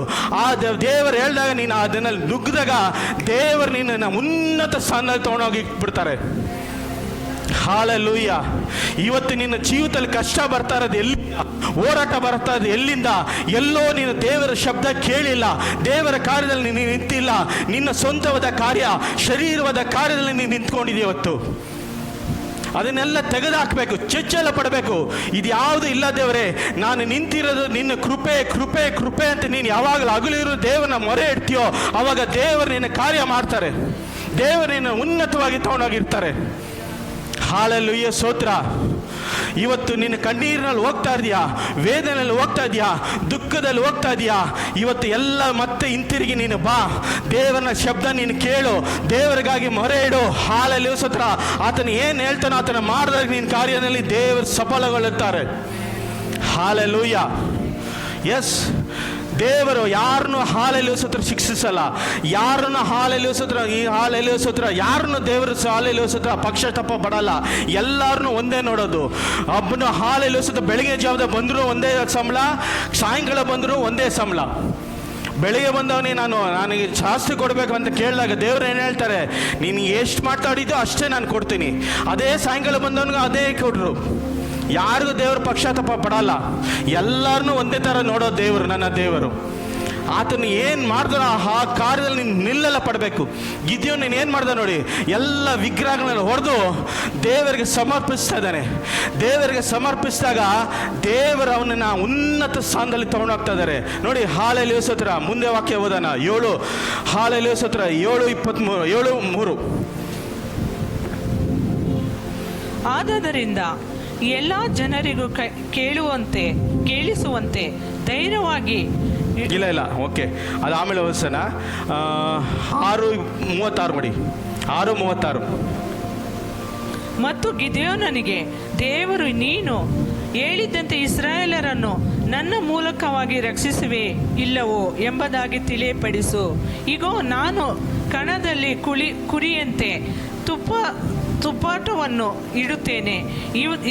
ಅದರಲ್ಲಿ ಮಾತ್ರ ಮಂಜು ಬಿದ್ದು ನೆಲವನ್ನು ಒಣಗಿದಾಗೆ ನೀನು ಹೇಳಿದ್ದಂತೆ ಇಸ್ರಾಯೇಲರನ್ನು ನನ್ನ ಮೂಲಕವಾಗಿ ರಕ್ಷಿಸುವೆಂದು ತಿಳಿಸುವೆನು. ಹಾಲೆಲೂಯಾ ಸ್ತೋತ್ರ. ಗಿದ್ಯೋನನು ದೇವರಿಗೆ ಪರೀಕ್ಷೆ ಮಾಡ್ತಾ ಇದ್ದಾನೆ. ಏನಕ್ಕೆ ಪರೀಕ್ಷೆ ಮಾಡ್ತಾ ಇದ್ದಾನೆ ಅಂದರೆ, ನಿಜವಾಗ್ಲೂ ನೀನೇ ಮಾತಾಡ್ತಾ ಇದೆಯಾ ಅಥವಾ ನಿಜವಾಗ್ಲೂ ನೀನೇ ನನ್ನನ್ನು ಕರೆಸ್ತಾ ಇದೆಯಾ? ಮಿದ್ಯೋನನ್ನು ನೋಡಿದ್ರೆ ಮಿರ್ತೆಗಳು ಹೆಂಗಿರ್ತಾರೋ ಅಷ್ಟು ಜನ ಇದ್ದಾರೆ. ನಾನು ಏನಕ್ಕೂ ಇಲ್ಲ, ನನಗೆ ತೋಲ್ಬಲ ಇಲ್ಲ, ಹಣಬಲ ಇಲ್ಲ, ಸಾಮರ್ಥ್ಯ ಇಲ್ಲ, ನಾನು ಹೋಗಿ ಅವ್ರ ಮೇಲೆ ಹೆಂಗೆ ಯುದ್ಧ ಮಾಡೋದು ಅಂತ ಅವನಿಗೆ ಡೌಟ್ ಬಂದು ದೇವರಿಗೆ ಪ್ರಶ್ನೆ ಮಾಡ್ತಾ ಇದ್ದಾನೆ. ಏನಂತ ಪ್ರಶ್ನೆ ಮಾಡ್ತಾ ಇದ್ದಾನೆ, ಅಲ್ಲೊಂದು ಬಟ್ಟೆ ಹಾಕ್ಬಿಟ್ಟು ಏನು ಮಾಡ್ತಾನೆ, ಮಂಜು ಇಲ್ಲಿ ಮೇಲೆ ಬರಲಿ ಅಂತ ದೇವರಿಗೆ ಏನು ಮಾಡ್ತಾ ಇದ್ದಾನೆ, ಕೇಳ್ತಾ ಇದ್ದಾನೆ. ಈ ಬಟ್ಟೆ ಹಾಕ್ಬಿಟ್ಟು ಈ ಬಟ್ಟೆ ಮೇಲೆಲ್ಲ ಮಂಜು ಬರಲಿ ಅಂತ ಕೇಳ್ತಾ ಇದ್ದಾನೆ. ಓದಿ ಆ ವಾಕ್ಯ, 36ನೇ ವಾಕ್ಯವನ್ನ ಓದಿ. 37 ಓದಿ. ಇಗೋ, ನಾನು ಕಣದಲ್ಲಿ ಕುರಿಯ ದುಪ್ಪಟವನ್ನು ಇಡುತ್ತೇನೆ. ಅದರಲ್ಲಿ ಮಂಜು ಬಿದ್ದರೆ ನೆಲವನ್ನು ಒಣಗಿದ್ದರೆ ನೀನು ಹೇಳಿದ್ದಂತೆಯೇ ಇಸ್ರಾಯೇಲರನ್ನು ನನ್ನ ಮೂಲಕವಾಗಿ ರಕ್ಷಿಸುವೆ ಎಂದು ತಿಳಿಸುವೆನು. ಹಾಲೆಲೂಯಾ. ಅಂದರೆ ಅವನೊಂದು ಬಟ್ಟೆ ಹಾಕ್ಬಿಟ್ಟು ಅಲ್ಲಿ ಮಂಜು ಬಿದ್ದು ಈ ಬಟ್ಟೆ ಮಾತ್ರ ಡ್ರೈ ಆಗಿರಬೇಕು, ಎಲ್ಲ ಮಂಜು ಬಿದ್ದಿರಬೇಕು, ಅದೇ ಬಟ್ಟೆ ನೆನಿಬಾರ್ದು ಅಂತ ದೇವ್ರ ತಗ ಗುರ್ತು ಕೇಳ್ತಾ ಇದ್ದಾನೆ. ಹಿಂಗಿದ್ರೆ ನನಗೆ ಗೊತ್ತು ನೀನು ನನ್ನ ಸಂಗಡ ಇದೆಯಾ, ನೀನು ನನ್ನ ಸಂಗಡ ಇರ್ತೀಯಾ ಅಂತ ಅವ್ನು ಕೇಳ್ತಾ ಇದ್ದಾನೆ. ಅದಕ್ಕೆ ದೇವ್ರು ಏನು ಮಾಡ್ತಾ ಇದ್ದಾರೆ, ಬೆಳಿಗ್ಗೆ ಮಾರನೇ ದಿವಸ ಎಲ್ಲ ಮಂಜಾಗಿದೆ, ಆ ಬಟ್ಟೆ ಏನು ಮಂಜಾಗಿಲ್ಲ. ಹಾಲೆಲೂಯಾ, ಏನಾಗಿಲ್ಲ. ಆಯಿತು, ಆದ್ರೂ ಮತ್ತೆ ಇನ್ನೊಂದು ಕೇಳ್ತಾ ಇದ್ದಾನೆ, ಮತ್ತೆ ಉಲ್ಟಾ ಕೇಳ್ತಾ ಇದ್ದಾನೆ ದೇವ್ರನ್ನ. ಇನ್ನೊಂದ್ಸತಿ ಓದಿ ಸಿಸ್ಟರ್, ಕೆಳಗಡೆ ವಾಕ್ಯ ಓದಿ. 39. ಅವನು ತಿರುಗಿ ದೇವರಿಗೆ, ಸ್ವಾಮಿ ಸಿಟ್ಟಾಗಬೇಡ, ಇನ್ನೊಂದು ಸರಿ ಮಾತಾಡುತ್ತೇನೆ. ಇನ್ನೊಂದು ಸರಿ ನಿನ್ನ ತುಪ್ಪಟದಿಂದ ನಿನ್ನನ್ನು ಪರೀಕ್ಷಿಸುವುದಕ್ಕೆ ಅಪ್ಪಣೆ ಆಗಲಿ. ಈ ತುಪ್ಪಟವನ್ನು ಮಾತ್ರವಲ್ಲದೆ ಒಣಗಿದ್ದ ನೆಲದ ಮೇಲೆಲ್ಲ ಹನಿ ಬಿದ್ದರಲ್ಲಿ ಅದನ್ನು ಆ ರಾತ್ರಿ ದೇವರು ಹಾಗೆ ಮಾಡಿದ್ದನು. ಹಾಲೆಲೂಯಾ ಸ್ತೋತ್ರ. ಮತ್ತೆ ಏನ್ ಮಾಡ್ತಾ ಇದ್ದಾನೆ, ಮತ್ತೆ ಉಲ್ಟಾ ಕೇಳ್ತಾ ಇದ್ದಾನೆ. ಇವಾಗ ಎಲ್ಲ ಇದಾಗಿರ್ಬೇಕು, ಈ ಬಟ್ಟೆ ನೆಂದಿರ್ಬೇಕು ಅಂತ ಕೇಳ್ತಾ ಇದ್ದಾನೆ, ಉಲ್ಟಾ ಕೇಳ್ತಾ ಇದ್ದಾನೆ. 2 ಸತಿ ಕೇಳ್ದ ದೇವ್ರನ್ನ ಗುರ್ತು. ಒಂದ್ಸತಿ ಅಲ್ಲ 2 ಸತಿ ಅವ್ನು ಪ್ರಶ್ನೆ ಮಾಡ್ದ ದೇವ್ರನ್ನ. ಏನಕ್ಕೆ ಅಷ್ಟು ಪ್ರಶ್ನೆ ಮಾಡ್ತಾ ಇದ್ದಾನೆ ಅಂದರೆ ಅವನಿಗೆ ಭಯ ಉಂಟಾಗ್ತಾ ಇದೆ. ನಿಜವಾಗ್ಲೂ ದೇವ್ರು ನನ್ನ ಸಂಗಡ ಇದ್ದಾರಾ, ನಿಜವಾಗೂ ದೇವ್ರು ನನ್ನ ಆರಾಧನೆ, ನಿಜವಾಗ್ಲೂ ದೇವ್ರು ನನ್ನ ಮಿದ್ಯೆಯನ್ನು ನನ್ನ ಕೈ ಕೊಡ್ತಾರಾ ಅಂತ ಭಯ ಉಂಟಾಗ್ತದೆ. ಯಾಕಂದರೆ ಇವನಿಗೆ ಲೀಡರ್ಶಿಪ್ನಲ್ಲಿ ಇದ್ದಿದ್ದು ಯಾವ ಕ್ವಾಲಿಫಿಕೇಷನ್ ಇಲ್ಲ. ಅವನು ಲೀಡರ್ಶಿಪ್ನಲ್ಲಿ ನಡೀಬೇಕಾದ ಕ್ವಾಲಿಫಿಕೇಷನ್ ಏನೂ ಇಲ್ಲ. ಅವನ ಮಾತು ಯಾರೂ ಕೇಳೋದಿಲ್ಲ. ಆ ಥರ ಬೆಳೆದು ಬಂದವನು ಅವನು. ದೇವರು ಇದಕ್ಕಿದ್ದಂಗೆ ದಿಢೀರ್ ಅಂತ ಏನು ಹೇಳ್ತಾ ಇದ್ದಾರೆ, ನೀನು ಪರಾಕ್ರಮಶಾಲಿ, ಮಿದ್ಯೋರ ಕೈ ನಿನ್ನ ಕೈನಲ್ಲಿ ಕೊಟ್ಟಿದ್ದೀನಿ, ಹೋಗು ಮಿದ್ಯೋನ ಮೇಲೆ ಯುದ್ಧ ಮಾಡೋ ಹೋಗು ಅಂತ ದೇವರು ಹೇಳ್ತಾ ಇದ್ದಾರೆ. ಆ ಹೇಳೋ ಸಮಯದಲ್ಲಿ ಅವನು ಏನು ಮಾಡ್ತಾ ಇದ್ದಾನೆ, ದೇವರನ್ನ ಪ್ರಶ್ನಿಸ್ತಾ ಇದ್ದಾನೆ, ದೇವರನ್ನ ಗುರ್ತುಗಳು ಕೇಳ್ತಾ ಇದ್ದಾನೆ. ಹಾಲೆಲೂಯ ಸ್ತೋತ್ರ. ದೇವರನ್ನ ಗುರ್ತು ಕೇಳ್ತಾ ಇದ್ದಾನೆ. ಇವತ್ತು ದೇವರನ್ನ ಗುರ್ತು ಕೇಳೋದು ಒಂದು ಏನಂತಾರೆ, ಒಂದು ಒಳ್ಳೇದೇ. ದಿಢೀರಂತ ನಾವು ಹಾಲೆಲೂಯ ಸ್ತೋತ್ರ ಕೆಲವ್ರ ಕಾರ್ಯ ಮಾಡೋಕ್ಕಾಗಲ್ಲ, ದಿಢೀರಂತ ನಾವು ಮುಂದೆ ನುಗ್ಗೋಕ್ಕಾಗಲ್ಲ. ಕೆಲವೊಂದು ಸತಿ ನಾವು ಏನು ಮಾಡ್ತೀರಿ, ದೇವರಿಗೆ ಗುರ್ತು ಕೇಳ್ತೀರಿ. ಹಾಲೆಲೂಯ ಸ್ತೋತ್ರ. ಆದರೆ ಗಿದ್ಯೋನನು 2 ಸತಿನೂ ಕೇಳ್ದ. 2 ಸತಿ ಕೇಳಿದ್ರು ಅವನು ಏನು ಮಾಡ್ತಾ ಇದ್ದಾನೆ, ಮತ್ತೆ ಭಯ ಬೀಳ್ತಾ ಇದ್ದಾನೆ. 32 ಜನ ಹಾಲೆಲೂಯ ಸೈನಿಕನ ಕರ್ಕೊಂಡು ಹೋಗ್ತಾ ಇದ್ದಾನೆ. ದೇವರು ನೋಡ್ಬಿಟ್ಟು ಇಷ್ಟು ಜನ ಇದ್ದರೆ ಇದನ್ನು ಆಗೋದಿಲ್ಲ, ಇಷ್ಟು ಜನದಲ್ಲಿ ಸ್ವಲ್ಪ ಜನನ ಇದು ಮಾಡಬೇಕು ಅಂತ ಹೇಳ್ತಾರೆ. ನೋಡಿ 7ನೇ ಅಧ್ಯಾಯದ 3ನೇ ವಾಕ್ಯ ಓದಿ. 7:3.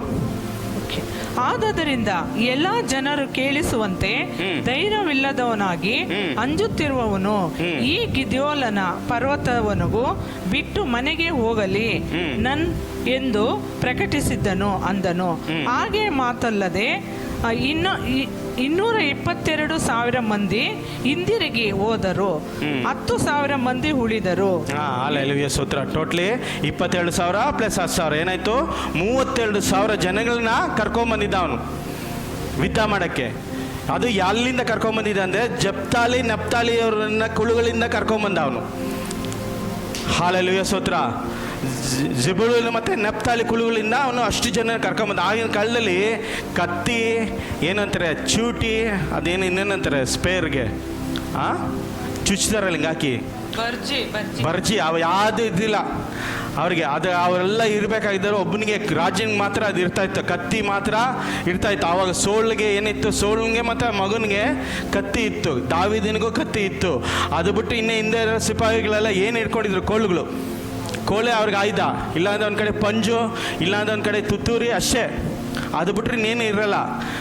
ಆಯ್ದ ಅಂದರೆ ಕೋಳುಗಳನ್ನಲ್ಲೇ ಹೊಡೆದು ಸಾಯಿಸ್ಬೇಕು, ಕೋಳುಗಳನ್ನಲ್ಲೇ ಇದು ಮಾಡಬೇಕು, ಯುದ್ಧ ಮಾಡಬೇಕು. ರಾಜನಿಗೆ ಮಾತ್ರ ಏನಿರ್ತಾ ಇತ್ತು, ಕತ್ತಿ ಇರ್ತಾ ಇತ್ತು.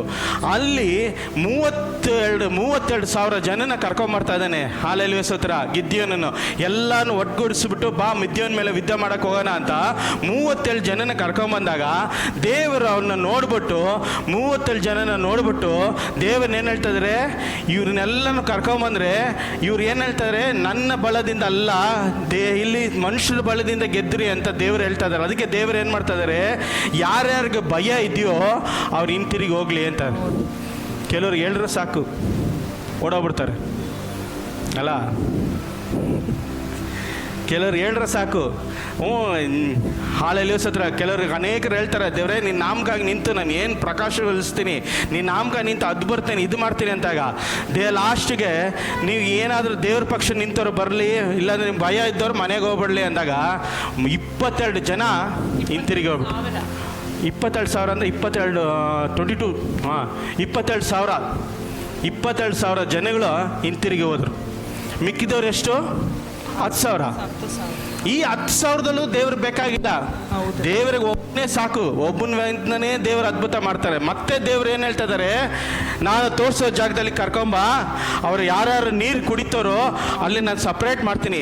ನಾಯಿ ಥರ ನೀರು ಕುಡಿಯೋರನ್ನ ಬೇಡ, ಮೊಣಕಾಲಾಕಿ ನೀರು ಕುಡಿಯೋರೇ ನನಗೆ ಬೇಕು ಅಂದಾಗ ಮತ್ತೆ ಗಿದ್ಯೋನಿಗೆ ಹೇಳ್ತಾ ಇದ್ದಾರೆ. ನೋಡಿ ಹಾಲೆಲೂಯ ಸ್ತೋತ್ರ. 7ನೇ ಅಧ್ಯಾಯ.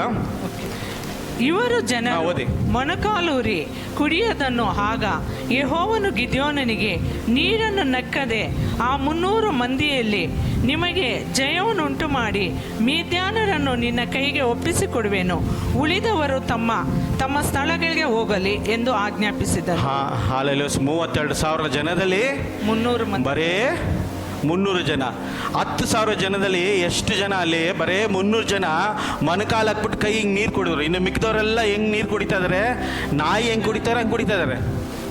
ದೇವರು ಒಂದು ನೋಡಿ ಹೇಳ್ತೀನಿ, ಪರೀಕ್ಷೆ. ಇದು ಕರೆಕ್ಟಾಗಿ ನೀವು ಗಮನ ಇಟ್ಟು ಕೇಳಿ. ದೇವರು ನಿನ್ನ ಜೀವಿತದಲ್ಲಿ ಏನಾದರೂ ಒಂದು ಕಾರ್ಯ ಮಾಡಬೇಕಂದಾಗ ದೇವರು ಎಲ್ಲ ನೋಡ್ತಾನೆ, ನಿನ್ನ ಹೃದಯ ನೋಡ್ತಾನೆ, ನಿನ್ನ ಎಲ್ಲವನ್ನು ನೋಡ್ತಾನೆ. ಹಾಲೆಲೂಯಾ ಸ್ತೋತ್ರ. ನೀನು ರೈಟ್ ಪರ್ಸನ್ ಅಂತ ದೇವರು ನೋಡ್ತಾರೆ.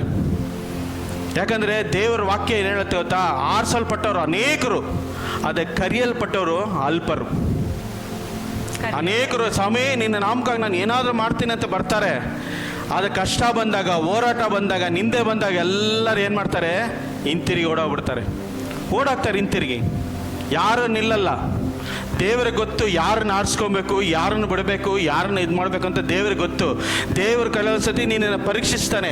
ಕಷ್ಟ ತೊಗೊಂಬಂದು ಹಾಕ್ತಾರೆ, ಹೋರಾಟ ತೊಗೊಂಬಂದು ಹಾಕ್ತಾರೆ, ನಿಂದೆ ತೊಗೊಂಬಂದು ಹಾಕ್ತಾರೆ. ಈ ಕಷ್ಟದ ಹೋರಾಟ ಮಧ್ಯದಲ್ಲೂ ನೀನು ನಿಲ್ತೀಯ ಅಂತ ದೇವರು ನಿನ್ನನ್ನು ಪರೀಕ್ಷಿಸ್ತಾರೆ. ಹಾಲೆಲೂಯಾ ಸ್ತೋತ್ರ. ಅನೇಕರು ಜೀವಿತದಲ್ಲಿ ಇವತ್ತು ಎಷ್ಟೋ ಜನ ರಕ್ಷಣೆ ಮಾರ್ಗಕ್ಕೆ ಬರಬೇಕಾಗಿದ್ದವರು, ಇವತ್ತು ದೇವರಿಗಾಗಿ ಪ್ರಕಾಶಗೊಳ್ಳಬೇಕಾಗಿದ್ದವರು, ಕೆಲವೊಂದು ಜೀವಿತದಲ್ಲಿ ಹೋರಾಟ ಬಂದಾಗ, ಕಷ್ಟ ಬಂದಾಗ, ಹಣಕಾಸು ವೇದನೆ ಬಂದಾಗ ಏನು ಮಾಡ್ತಾರೆ? ದೇವರೇ ಬೇಡ ಅಂತ ಹಿಂತಿರುಗಿ ಓಡೋಗ್ಬಿಡ್ತಾರೆ. ಇದು ಅವ್ರ ತಪ್ಪಲ್ಲ. ಐಗುಪ್ತದಿಂದ ಬಿಡಿಸ್ಕೊಂಬಂದು ದೇವರ ಆಲೋಚನೆ ಅರಿಯ ದೇಶದಲ್ಲಿ ಅರಣ್ಯ ಮಾರ್ಗದಲ್ಲಿ ದೇವರು ನಡೆಸ್ತಾ ಇರ್ಬೇಕಾರೆ ಇಸ್ರಾಯೇಲ್ ಜನಗಳು ಏನು ಮಾಡ್ತಾ ಇದ್ರು ಗೊತ್ತಾ? ಗುಣಗುಡ್ತಾ ಇದ್ರು. ಏನಕ್ಕೆ ಗುಣಗುಡ್ತಾ ಇದ್ರು? ಸೌತೆಕಾಯಿ, ಈರುಳ್ಳಿ, ಮಾಂಸ. ದೇವ್ರು ಶ್ರೇಷ್ಠವಾಗಿ ಕೊಡ್ತೀನಪ್ಪ ನೀನು ಕಷ್ಟ ಬೀಳೋದೇ ಬೇಕಾಗಿಲ್ಲ. ಯಾರೋ ಕಟ್ಟಿದ ಮನೆಯಲ್ಲಿ ನೀನು ವಾಸಿಸ್ತೀಯ, ಯಾರೋ ತೋಡಿದ ಬಾವಿನಲ್ಲಿ ನೀನು ನೀರು ಕುಡಿತೀಯ ಅಂತ ದೇವರು ವಾಗ್ದಾನ ಮಾಡ್ತಾ ಇದ್ದಾರೆ. ಆದರೆ ಇವ್ರು ಏನು ಮಾಡ್ತಾ ಇದ್ದಾರೆ? ಒಂದು ಆಹಾರಕ್ಕೋಸ್ಕರ, ಸೌತೆಕಾಯಿಗೋಸ್ಕರ, ಈರುಳ್ಳಿಗೋಸ್ಕರ ದೇವರಿಗೆ ಗುಣಗುಡ್ತಾ ಇದ್ದಾರೆ. ಐಗುಪ್ತದಲ್ಲಿ ಏನೇ ಆಗಿದ್ರು? ದಾಸಸ್ಥವಾಗಿದ್ರು. ಬೆಳಗ್ಗೆ ಎದ್ದ ತಕ್ಷಣ ಸಂಜೆ ಸೂರ್ಯ ಮುಳುವವರೆಗೂ ಬೆವರು ಸುರಿಸಿ ನೀನು ಕಷ್ಟ ಬೀಳಬೇಕಾಯ್ತು. ಅವರಿಗೆ ಸಂಬಳ ಕೊಡ್ತಾ ಇದ್ದಿಲ್ಲ, ತಿನ್ನಕ್ಕೆ ಮಾತ್ರ ಆಹಾರ ಕೊಡ್ತಾಯಿದ್ರು. ಆ ಕಷ್ಟದಲ್ಲಿ ಅವ್ರು ಬಂದ ದೇವರು ಅವ್ರನ್ನ ಆಲೋಚನೆ ಅರಿಯೋ ದೇಶಕ್ಕೆ ಕರ್ಕೊಂಬಂದಾಗ ಅಲ್ಲಿ ಏನು ಮಾಡ್ತಾ ಇದ್ದಾರೆ? ಗುಣಗುಡ್ತಾ ಇದ್ದಾರೆ. ಏನಕ್ಕೆ ಗುಣಗುಡ್ತಾ ಇದ್ದಾರೆ? ಸೌತೆಕಾಯಿ ಇಲ್ಲ, ಈರುಳ್ಳಿ ಇಲ್ಲ, ಮಾಂಸ ಇಲ್ಲ. ಇದೇ ಜನಗಳು ಮಾಡೋದು. ಕಷ್ಟ ಬಂದಾಗ, ಹೋರಾಟ ಬಂದಾಗ, ನಾನು ಅಲ್ಲೇ ಇದ್ದಾಗ ಚೆನ್ನಾಗಿತ್ತಲ್ಲ, ನಾನು ಅಲ್ಲೇ ನಮ್ಮ ಅಪ್ಪನ ಮನೆಗಿದ್ದಾಗ ಚೆನ್ನಾಗಿತ್ತು, ನಮ್ಮ ಅಣ್ಣ ಇದ್ದರೆ ಚೆನ್ನಾಗಿತ್ತು, ನನ್ನ ಸಂಬಂಧಿಕರಿದ್ದರೆ ಚೆನ್ನಾಗಿತ್ತು, ನನಗೆ ಅವರಿದ್ದರೆ ಚೆನ್ನಾಗಿತ್ತು, ನಾನು ಅವರಿದ್ದರೆ ಅವ್ರ ಮೇಲೆ ಒಳ್ಳೆ ನಾನು ಭರವಸೆವಾಗಿದ್ದೆ. ಇವಾಗ ನೋಡು ದೇವ್ರ ನಾಮಕ್ಕಾಗಿ ನಿಂತು ಎಷ್ಟು ಕಷ್ಟ ಬೀಳ್ತಾ ಇದ್ದೀನಿ ಅಂತ ಹೇಳ್ತಾರೆ. ಅನೇಕರು ಹೇಳ್ತಾರೆ ಜೀವಿತದಲ್ಲಿ ದೇವರು ಏನಕ್ಕೆ ಕಷ್ಟ ಕೊಡೋದು, ಏನಕ್ಕೆ ಹೋರಾಟ ಕೊಡೋದು ಅಂದರೆ ನಿನ್ನೆ ನಿಲ್ತೀಯಾ? ಕಷ್ಟದಲ್ಲೂ ದುಃಖದಲ್ಲೂ ಹೋರಾಟದಲ್ಲೂ ನೀನು ನಿಲ್ತೀಯ ಅಂತ ದೇವರು ನಿನ್ನ ಪರೀಕ್ಷಿಸ್ತಾರೆ. ಕೆಲವೊಂದು ಸತಿ ಹಾಲಲ್ಲಿ ಅನೇಕರು ದೇವರ ಸೇವಕರು ನಮ್ಮನೆ, ನಾನು ಇವ್ರದ್ದು ಟೆಸ್ಟ್ ಮನೆ ಕೇಳಲು ಭಯಂಕರವಾಗಿ ಕಾಣ್ತದೆ. ಯಾರ್ದು? ಸತೀಶ್ ಕುಮಾರು. ಇವತ್ತು ಲೋಕದ ನಂಬರ್ 1 ಸಭೆ ಅವ್ರದ್ದು. ಎಷ್ಟು ಸಾವಿರ ಜನ ಬರ್ತಾರೆ? 4 ಲಕ್ಷ ಜನಗಳು ಬರ್ತಾರೆ.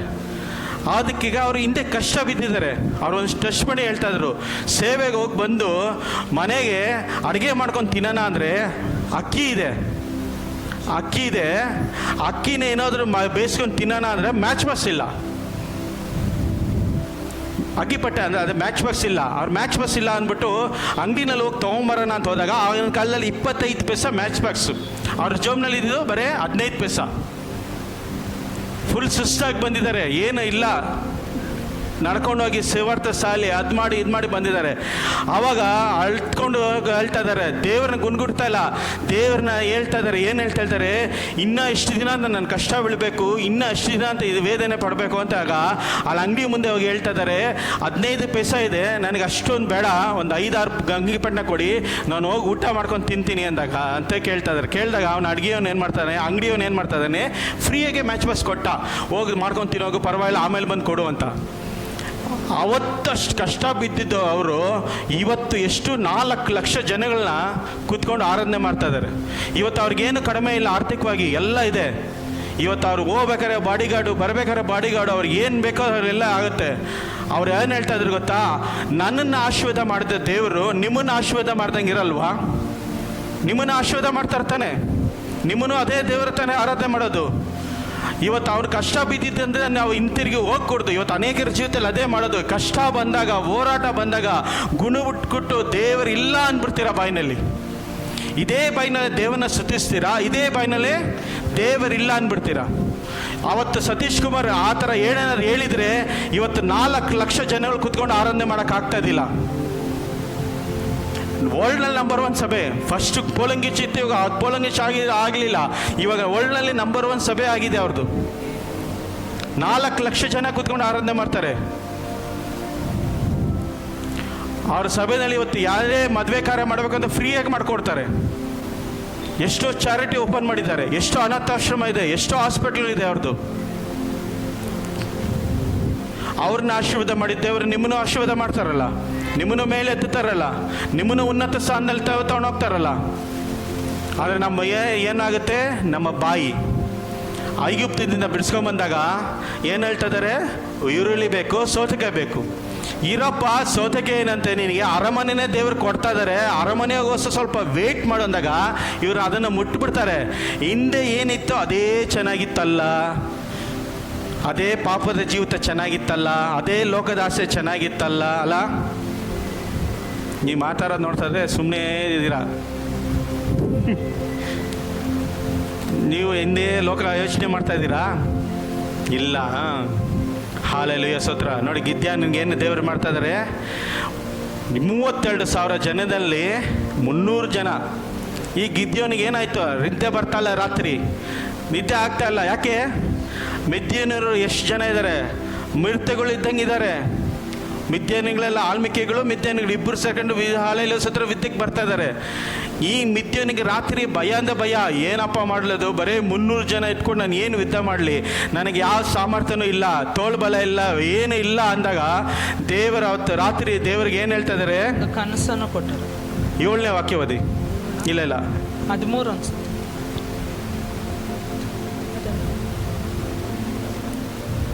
7, 9, 13 ಬದಿ 13 ಇಲ್ಲ, ದೇವರು ಹೇಳ್ತಾರೆ 9, 7, 9. ಆ ದಿವಸ ರಾತ್ರಿಯಲ್ಲಿ ಯೆಹೋವನು ನೀನು ಎದ್ದು ಹೋಗಿ ಶತ್ರುಗಳ ಪಾಳೆಯ ಮೇಲೆ ಬೀಳು ಅಂದನು. ನಿನಗೆ ಒಪ್ಪಿಸಿಕೊಟ್ಟಿದ್ದೇನೆ, ಅವರ ಮೇಲೆ ಬೀಳುವುದಕ್ಕೆ ಹೆದರುತ್ತಿರುವುದೇಕೆ?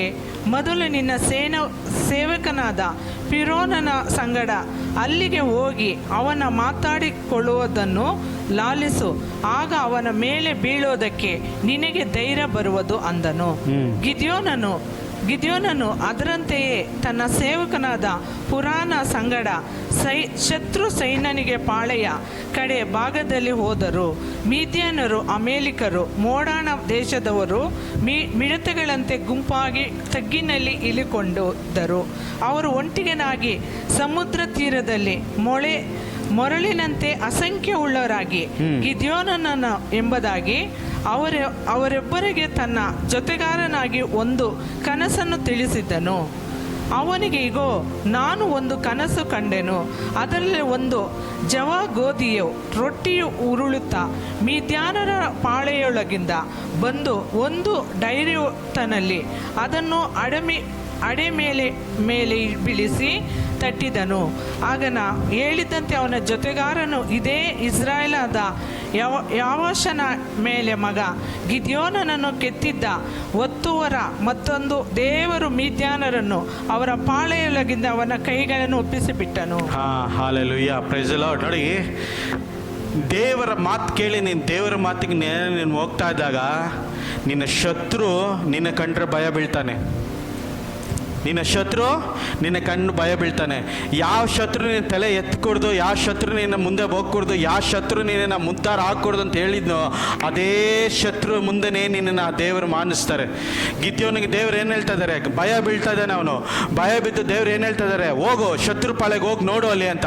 ಶತ್ರು ಪಾಳೆಗೆ ಹೋದಾಗ ಅಲ್ಲಿ ಏನು ಹೇಳ್ತಾ ಇದ್ದಾರೆ, ಕನಸು ಹೇಳ್ತಾ ಇದ್ದಾರೆ. ಏನು ಕನಸು ಹೇಳ್ತಾ ಇದ್ದಾರೆ? ಆಗಲೇ ದೇವರು ಅವ್ರಿಗೆ ಕನಸಿನಲ್ಲಿ ಮುಖಾಂತರ ಏನು ಹೇಳ್ತಾ ಇದ್ದಾರೆ, ಕೊಟ್ಬಿಟ್ಟಿದ್ದಾರೆ. ಗಿದ್ಯೋನ ಕೈ ಕೊಟ್ಬಿಟ್ಟಿದ್ದಾರೆ ಮಿದ್ಯೋನ ಕೈಗೆ. ಹಾಲೆಲೂಯಾ ಸ್ತೋತ್ರ. ಆವಾಗ ನೋಡಿ, ದೇವರ ನಾಮಕ್ಕಾಗಿ ನಿಂತು ದೇವರ ರಾಜ್ಯಕ್ಕಾಗಿ ಭಯಂಕರವಾದ ಪ್ರಕಾಶಗೊಳಿಸ್ತೇವೋ, ನಿನ್ನ ಶತ್ರುಗಳು ನಿನ್ನ ನೋಡಿ ನರಕ್ತಾರೆ, ನಿನ್ನ ಶತ್ರುಗಳು ನಿನ್ನ ನೋಡಿ ಓಡೋಗ್ತಾರೆ. ಹಾಲೆಲೂಯಾ. ನಿನ್ನ ಕಂಡ್ರೆ ಶತ್ರುಗಳು ನಿನ್ನ ಕಂಡ್ರೆ ಭಯ ಬೀಳ್ತಾರೆ. ಇದು ನಿನ್ನಲ್ಲಿದ್ದ ಸಾಮರ್ಥ್ಯ ಅಲ್ಲ, ನಿನ್ನಲ್ಲಿದ್ದ ತೋಲ್ಬಲ ಅಲ್ಲ, ನಿನ್ನಲ್ಲಿದ್ದ ಇದಲ್ಲ, ನಿನ್ನ ನಾಮದಲ್ಲಿ ಹಾಲೆಲೂಯಾ, ನಿನ್ನ ಮುಖಾಂತರ ದೇವರು ಮಾಡೋ ಕಾರ್ಯಗಳಲ್ಲಿ ಯೆಹೋವನ ನಾಮದಲ್ಲಿ ಎಲ್ಲವೂ ಸಾಧ್ಯ. ಯೆಹೋವನ ನಾಮದಲ್ಲಿ ಎಲ್ಲ ಶತ್ರುಗಳು ಮೊಣಕಾಲು ಮರ್ಚಲೇಬೇಕು. ಶ್ರೇಷ್ಠವಾದ ನಾಮ ಯೇಸು ನಾಮ, ಆ ನಾಮಕ್ಕೆ ಎಲ್ಲ ಶತ್ರುಗಳು ಮೊಣಕಾಲು ಮರ್ಚಲೇಬೇಕು. ಹಾಲೆಲೂಯ ಸ್ತೋತ್ರ. ಯೇಸು ತನ್ನ ಶಿಲುಬೆಯಲ್ಲಿ ಹಲ್ಲೆಲೂಯ ಸ್ತೋತ್ರ ಹೋಗೋಕ್ಕಿಂತ ಮುಂಚೆ ಗೆತ್ಸೆಮನೆ ತೋಟದಲ್ಲಿ ಭಯಂಕರವಾದ ಹೋರಾಟದಲ್ಲಿ ಬಂದರು. ಆತನು ಹಾಲೆಲೂಯ ಪ್ರಾರ್ಥಿಸ್ತಾ ಇರ್ಬೇಕಾದ್ರೆ ಶಿಷ್ಯರು ಎಲ್ಲರ ಮಧ್ಯೆ ಎಲ್ಲರೂ ನಿದ್ದೆ ಮಾಡಿದ್ದಾರೆ. ಆದರೆ ಯೇಸು ಮಾತ್ರ ಪ್ರಾರ್ಥನೆ ಮಾಡ್ತಾ ಇರ್ಬೇಕಾದ್ರೆ ಏನು ಹೇಳ್ತಾ ಇದ್ದಾನೆ, ದೇವರೇ ನನ್ನ ಚಿತ್ತ ಅಲ್ಲಪ್ಪ, ನಿನ್ನ ಚಿತ್ತ ಮಾತ್ರ ನೆರವೇರಬೇಕು, ನಿನ್ನ ಚಿತ್ತ ಮಾತ್ರ ನೆರವೇರಬೇಕು. ದೇವರ ಚಿತ್ತ ನೆರವೇರ್ಬೇಕಂದಾಗ ಕೆಲವೊಂದು ಸತಿ ದೇವರು ಸುಮ್ಮನೆ ಆಗ್ಬಿಡ್ತಾರೆ. ದೇವರು ಮಾತಾಡೋಕ್ಕಾಗಲ್ಲ, ದೇವ್ರ ಶಬ್ದನೂ ಬರಲ್ಲ. ಅವಾಗ ರಾತ್ರೆಲ್ಲ ಕುತ್ಕೊಂಡು ಆಳ್ತಾ ಇದ್ದಾರೆ ಯೇಸು. ಬೆಳಿಗ್ಗೆ ಮುಂಜಾನೆ ನನ್ನ ಗಲ್ಲಿಗೆ ಏರಿಸ್ತಾರೆ, ಮುಂಜಾನೆ ನನಗೆ ಚಾಟಿನಲ್ಲಿ ಹೊಡಿತಾರೆ, ಮುಂಜಾನೆ ನನಗೆ ಅನೇಕ ರಕ್ತದಿಂದ ನನ್ನನ್ನು ತೂಯ್ತಾರೆ ಮಾಡ್ತಾರೆ ಅಂತ ಯೇಸು ಗೊತ್ತಿತ್ತು. ರಾತ್ರೆಲ್ಲ ಕುತ್ಕೊಂಡು ಪ್ರಾರ್ಥನೆ ಮಾಡ್ತಾ ಇದ್ದಾನೆ. ಆದ್ರೂ ಏನು ಹೇಳ್ತಾ ಇದ್ದಾನೆ, ನನ್ನ ಚಿತ್ತ ಅಲ್ಲ ನಿನ್ನ ಚಿತ್ತ ಮಾತ್ರ ನೆರವೇರಲಿ. ಇವತ್ತು ದೇವರ ನಾಮಕ್ಕಾಗಿ ದೇವರ ಚಿತ್ತ ನೆರವೇರಬೇಕಂತ ಎಷ್ಟು ಜನ ಹೇಳ್ತೀರಾ? ಹಾಲೆಲೂಯ ಸ್ತೋತ್ರ. ಎಷ್ಟು ಜನ ಹೇಳ್ತೀರಾ, ನಿಮ್ಮ ಚಿತ್ತ ಅಲ್ಲ ದೇವರ ಚಿತ್ತ ನನ್ನ ಕುಟುಂಬದಲ್ಲಿ ನೆರವೇರಬೇಕು, ನನ್ನ ಕೆಲಸ ಮಂಡಲದಲ್ಲಿ ದೇವರ ಚಿತ್ತ ನೆರವೇರಬೇಕು, ಸಭೆಯಲ್ಲಿ ದೇವರ ಚಿತ್ತ ನೆರವೇರಬೇಕು, ಅನೇಕ ನಾನು ಹೋಗ್ಬೇಕಾದ್ರೆ ದೇವರ ಚಿತ್ತ ನೆರವೇರಬೇಕು, ನಾನು ಮಾಡೋ ಕೆಲಸ ಮಂಡಲದಲ್ಲಿ ದೇವರ ಚಿತ್ತ ನೆರವೇರಬೇಕು. ಇವತ್ತು ನೀವು ಉಳ್ತಿರೋದಾದ ನಿನ್ನ ಸಾಮರ್ಥ್ಯದಿಂದ, ನಿನ್ನ ತೋಳ್ಬಲಿಂದ ಅಲ್ಲ, ಯೆಹೋವನ ನಾಮದಿಂದ ನೀವು ನಿಂತಿದ್ದೀರಾ. ಹಾಲೆಲೂಯ ಸ್ತೋತ್ರ. ಗಿದ್ಯೋನಿಗೆ ಏನು ಮಾಡ್ತಾ ಇದ್ರು, ಆಲ್ರೆಡಿ ಜಯ ಕೊಟ್ಬಿಟ್ಟಿದ್ದಾರೆ. ಏನು ಮಾಡ್ತಾ ಇದ್ದಾರೆ, ಶತ್ರು ಎಲ್ಲ ಭಯ ಬೀಳ್ತಾ ಇದ್ದಾರೆ. ಆಲ್ರೆಡಿ ಏನಾಗಿದೆ, ಕನ್ಸು ಬಂದ್ಬಿಟ್ಟು ದೇವರು ತೋರಿಸ್ಬಿಟ್ಟಿದ್ದಾರೆ, ಗಿದ್ಯೋನ್ ಕೈಗೆ ಮಿದ್ಯೋನ್ ಕೊಟ್ಬಿಟ್ಟಿದ್ದಾರೆ ಅಂತ. ಆವಾಗ ಗಿದ್ಯೋನ್ ಏನು ಮಾಡ್ದ, ಇಮ್ಮಿಡಿಯೇಟಾಗಿ 300 ಜನ ಇಟ್ಕೊಂಡು ವಿದ್ಯೆಗೆ ಹೋಗ್ತಾ ಇದ್ದಾನೆ. 300 ಜನ ಇಟ್ಕೊಂಡು ವಿದ್ಯೆಗೆ ಹೋಗ್ತಾ ಇರ್ತಾರೆ. ಒಂದು ಕೈನಲ್ಲಿ ಏನಿದೆ, ಪಂಜು, ಇನ್ನೊಂದು ಕೈನಲ್ಲಿ ತುತ್ತೂರಿ, ಅಷ್ಟೇ ಎರಡೇ ಇರೋದು. ಏನಂತಾರೆ ಬರ್ಜಿ ಎಲ್ಲ ಕತ್ತಿ ತೊಗೊಂಬಂದು ಯುದ್ಧ ಮಾಡಲಿಲ್ಲ, ಏನು ಯುದ್ಧ ಮಾಡಲಿಲ್ಲ. ಜಸ್ಟ್ ತುತ್ತೂರಿ ಓದ್ತಾ ಇರ್ಬೇಕಾರೆ ಆ ಭಯ ಬೀಳ್ದು ಅವ್ರವ್ರವರೇ ಕುತ್ಕೊಂಡು ಸಾಯ್ತಾ ಇದ್ದಾರೆ.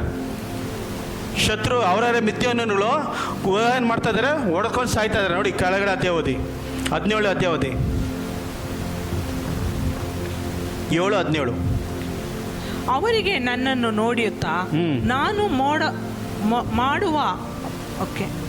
ಮಾಡುವನ ಮಾಡಿರಿ, ನಾನು ಪಾಳೆಯದ ಅಂಚಿಕೆ ಬಂದಾಗ ಹೇಗೆ ಮಾಡುತ್ತೇನೋ ಹಾಗೆ ನೀವು ಮಾಡಬೇಕು. ನಾನು ನನ್ನ ಸಂಗಡ ಇದ್ದವರು ಕೊಂಬುಗಳನ್ನು ಊದಲು ನೀವು ಪಾಳೆಯದ ಸುತ್ತಲೂ ಕೊಂಬುಗಳನ್ನು ಊದಿ ಯೆಹೋವನಿಗೆ ಜಯ ಎಂದು ಗಿದ್ಯೋನನು ಜಯ ಎಂದು ಕೂಗಿರಿ ಎಂದು ಹೇಳಿದ್ದನು. ಹಾಲೆಲೂಯ ಸ್ತೋತ್ರ. ಏನು ಹೇಳ್ತಾ ಇದ್ದಾರೆ, ಗಿದ್ಯೋನಿಗೆ ಜಯ, ಯೆಹೋವನಿಗೆ ಜಯ. ಕೊಂಬುಗಳು ಓದಿ, ತುತ್ತೂರಿ ಓದ್ಬಿಟ್ಟು ಏನು ಹೇಳ್ತಾರೆ, ಜೋರ ಕೂಗಿ ಯೆಹೋವನಿಗೆ ಜಯ, ಗಿದ್ಯೋನಿಗೆ ಜಯ. ಹಾಲೆಲೂಯ ಸ್ತೋತ್ರ ಅಂತ ಹೇಳ್ತಾ ಇರ್ಬೇಕಾದ್ರೆ ಶತ್ರುಗಳೆಲ್ಲ ಎದುರ್ಕೊಂಡು ಓಡ್ತಾ ಇದ್ದಾರೆ. ಓಡೋದಲ್ಲೇ ಅವ್ರವ್ರಿಗೆ ತೂಕೊಂಡು ಸಾಯ್ತಾ ಇದ್ದಾರೆ. ನೀನು ಯುದ್ಧ ಮಾಡೋದು ಬೇಕಾಗಿಲ್ಲ, ದೇವರು ಏನು ಹೇಳ್ತಾರೋ ಅದನ್ನ ಕಾರ್ಯ ಮಾಡಿದ್ರೆ ಸಾಕು, ಮಿಕ್ಕಿದ್ದು ದೇವರು ಮಾಡ್ತಾರೆ. ದೇವರು ನಿನ್ನ ಪಕ್ಷ ನಿಲ್ತಾರೆ. ಆದರೆ ದೇವರ ಶಬ್ದ ಕೇಳಿ ನೀನು ಮುಂದೆ ನುಗ್ಗಲ ಪಡಬೇಕು. ನೀನು ಇವತ್ತು ನೋಡು ಭಯ ಆಗುತ್ತೆ, ಅದಾಗುತ್ತೆ, ಲೋಕ ಏನಂತಾರೆ, ಇವ್ರು ಏನಂತಾರೆ, ಅವ್ರೇನಂತಾರೆ ನೀನು ಹೇಳಿದ್ರೆ ನಿನ್ನ ಜೀವಿತದಲ್ಲಿ ಬಿಡುಗಡೆ ನಡೆಯಲ್ಲ. ದೇವರು ಏನು ಹೇಳ್ತಾರೆ ಆ ಕಾರ್ಯದಲ್ಲಿ ನೀನು ನಿಂತರೆ ದೇವರ ಅದ್ಭುತವಾದ ಕಾರ್ಯ ಮಾಡ್ತಾರೆ. ಗಿದ್ಯೋನ ಜೀವಿತದಲ್ಲಿ ನೋಡಿ, ಅವನು ಯಾವುದು ಪರಾಕ್ರಮಶಾಲಿ ಅಲ್ಲ, ಅವನೊಂದು ಏನೇನು ಕುಲದಲ್ಲಿ ಕನಿಷ್ಠ ಕುಲ, ಒಂದು ಅಲ್ಪನವನಾಗಿದ್ದಾನೆ, ಯಾರಿಗೂ ಬೇಕಾಗಿಲ್ದವನು. ಅವ್ರ ತಂದೆಗೆ ಅನೇಕ ಮಕ್ಕಳು, ಅದರಲ್ಲಿ ಇವನೊಬ್ಬನು ಇದ್ದ. ಯಾರಿಗೂ ಗೊತ್ತಿಲ್ಲದವನು ಏನು ಮಾಡ್ತಾ ಇದ್ದ, ಕಾರ್ಯ ಮಾಡ್ತಾ ಇದ್ದ, ವ್ಯವಸಾಯ ಮಾಡ್ತಾ ಇದ್ದ. ಯಾರಿಗೂ ಗೊತ್ತಾಗಬಾರ್ದು, ಏನು ನಾನು ಮಾಡೋದು ಯಾರಿಗೂ ಗೊತ್ತಾಗಬಾರ್ದು, ಅಲ್ಲಿ ವ್ಯವಸಾಯ ಮಾಡ್ತಾ ಇದ್ದ. ಆ ಸಮಯದಲ್ಲಿ ದೇವರ ದೂತರು ಬಂದು ಎಲೇ ಪರಾಕ್ರಮಶಾಲಿ ಅಂತಾರೆ. ಇವತ್ತು ನಿನ್ನ ಜೀವಿತದಲ್ಲಿ ದೇವರು ಬಂದು ಎಲೆ ಪರಾಕ್ರಮಶಾಲಿ ಅಂತ ಹೇಳ್ಬೇಕಂದಾಗ ನೀನು ಏನು ಮಾಡಲ್ಲ ಪಡಬೇಕು. ಒಂದು ಪಕ್ಷ ದೇವರ ನಾಮಕ್ಕಾಗಿ ನೀನು ಮುಂದೆ ಹೆಜ್ಜೆ ಇಟ್ಟಿದ್ಯಾ, ಹಿಂತಿರುಗಿ ನೋಡ್ಕೊಡ್ದು. ಯಾಕಂದರೆ ದೇವರ ವಾಕ್ಯ ಏನು ಹೇಳುತ್ತೆ ಗೊತ್ತಾ, ಎಫೆಸಿಯನ ಬರೆದ 6 ಮತ್ತು 10ನೇ ಅಧ್ಯಾಯದಲ್ಲಿ ಏನು ಹೇಳುತ್ತೆ, ದೇವರು ನಮಗೆ ಹೆಲ್ಮೆಟ್ ಕೊಟ್ಟಿದ್ದಾರೆ, ಸರ್ವಾಯುಧಗಳು ಕೊಟ್ಟಿದ್ದಾರೆ, ಬ್ರೆಸ್ಟ್ ಪ್ಲೇಟ್ ಕೊಟ್ಟಿದ್ದಾರೆ, ಕೈಗೆ ಕತ್ತಿ ಕೊಟ್ಟಿದ್ದಾರೆ, ಸೊಂಟಕ್ಕೆ ಬೆಲ್ಟ್ ಕೊಟ್ಟಿದ್ದಾರೆ. ನೀನು ಮುಂದೆ ನುಗ್ಗಿದಾಗ ಯಾವ ಶತ್ರು ಏನೂ ಮಾಡೋಕ್ಕಾಗಲ್ಲ. ನೀನು ಬೆನ್ನು ತೋರಿಸ್ರೆ ಹೊಡಿತಾನೆ ಅವನು. ಅಂದರೆ ನೀನು ಮುಂದೆ ಹೋಗ್ತಾ ಇದ್ರೆ ನೀನು ಯಾವ ಶತ್ರು ನಿನ್ನ ತಲೆ ಎತ್ತಕ್ಕಾಗಲ್ಲ. ನಿನಗಾಗಿ ದೇವರು ಯುದ್ಧ ಮಾಡ್ತಾರೆ. ನೀನು ಆಗಲ್ಲ ಅಂದ್ಬಿಟ್ಟು ಇಂಥವ್ರಿಗೂ ಅದೇ ಲೋಕ ಪ್ರಕಾರ ನಿನ್ನ ಜೀವಿತದಲ್ಲಿ ನಡೆದ್ರೆ ಶತ್ರು ನಿನ್ನನ್ನು ಬಿಡಲ್ಲ. ಹಾಲೆಲೂಯ. ಇವತ್ತು ನೀವು ಯೋಚನೆ ಮಾಡ್ರಿ, ದೇವರ ಕಾರ್ಯ ನಿನ್ನ ಜೀವಿತದಲ್ಲಿ ನಡೀಬೇಕಾ? ದೇವರು ಮಾಡಬೇಕಾದ ಅದ್ಭುತ ಕಾರ್ಯಗಳು ನಿಮ್ಮ ಜೀವಿತದಲ್ಲಿ ಕಾಣಲ್ಪಡಬೇಕಾ? ಯೋಚನೆ ಮಾಡ್ರಿ. ಹಾಲೆಲೂಯ, ಸ್ತೋತ್ರ. ಎಲ್ಲವನ್ನು ಬಿಟ್ಟು ದೇವರ ನಾಮಕ್ಕಾಗಿ ಪ್ರಾಯೋಗಿಕವಾಗಿ ನಿಲ್ಲಲ್ಲ ಪಡಬೇಕು. ಲೋಕ ಆಗಲಿ, ಲೋಕದ ಆಸೆಗಳಾಗಲಿ, ಲೋಕದ ಆಡಂಬರಗಳು ಯಾವುದು ನಿನ್ನ ಜೀವಿತದಲ್ಲಿ ಬರ್ಕೊಡ್ದು. ದೇವರ ನಿನ್ನ ಜೀವಿತದಲ್ಲಿ ಏನಾದರೂ ಕಾರ್ಯ ಮಾಡಬೇಕಂದ್ರೆ ನೀನು ಭಯಂಕರವಾಗಿ ನಿಲ್ಲಲ್ಲ ಪಡಬೇಕು.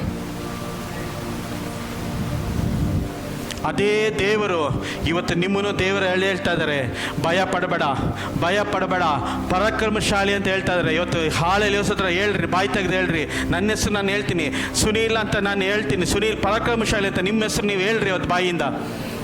ಎಸ್, ರಾಧಾಲಾಬ ಹೇಳ್ರಿ, ಬಾಯಿಯಿಂದ ತೆಗೆದು ಹೇಳ್ರಿ. ಶಾದಾರಬಲಬಲ ಶಂಬರಬರಬರ ಹದಲಬಲಬಲ. ನನ್ನ ದೇವರಿಂದ ಅಸಾಧ್ಯವಾದದ್ದು ಯಾವುದು ಇಲ್ಲ. ಆತನ ಒಂದೇ ಒಂದು ಮಾತು ನೋಡಿದ್ರೆ ಅದು ನೆರವೇರದ ಹಿಂತಿರುಗಿ ಹೋಗಲ್ಲ, ನೆರವೇರದ ಹಿಂತಿರುಗಿ ಹೋಗಲ್ಲ, ನೆರವೇರುತ್ತೆ. ಇವತ್ತು ನೀನು ಅಂಜಬೇಡ, ಹೆದರಬೇಡ. ಇವತ್ತು ನೀನು ಶತ್ರು ನೋಡ್ಕೊಂಡು ನೀನು ಅಂಜಬೇಡ. ಇವತ್ತು ಎಷ್ಟೇ ನೀನು ಕಷ್ಟದಲ್ಲಿ ಹೋಗ್ತಾ ಇರಲಿ, ಪ್ರಯಾಸದಲ್ಲಿ ಹೋಗ್ತಾ ಇರಲಿ, ಇವತ್ತು ನೀನು ಏನೇ ಆಗಿರಲಿ, ಇವತ್ತು ದೇವರು ನಿನ್ನ ಪಕ್ಷದಲ್ಲಿ ನಿಂತರೆ ಯಾರ ಕೈನೂ ಅದು ತಡೆಯೋಕ್ಕಾಗಲ್ಲ, ಯಾರ ಕೈನೂ ತಡೆಯೋಕ್ಕಾಗಲ್ಲ. ನಿನ್ನ ನೋಡಿ ಶತ್ರುರು ಭಯ ಬೀಳ್ತಾನೆ. ಶರಾಬಾಲ ಕದಾರಬಾಲ ಶಂದದರ ಬರ ಬರ ಬರ. ಎಸ್,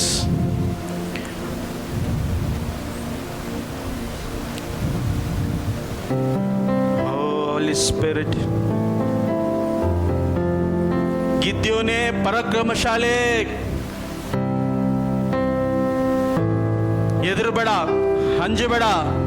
ನಾನಿದ್ದೀನಿ, ನಾನು ನಿನ್ನ ನಡೆಸ್ತೀನಿ, ನಾನು ನಿನ್ನ ಆಶೀರ್ವಾದ ಮಾಡ್ತೀನಿ. ಮಿದ್ಯವ್ರನ್ನ ನಿನ್ನ ಕೈನ ಒಪ್ಪಿಸ್ಕೊಟ್ಟಿದ್ದೀನಿ.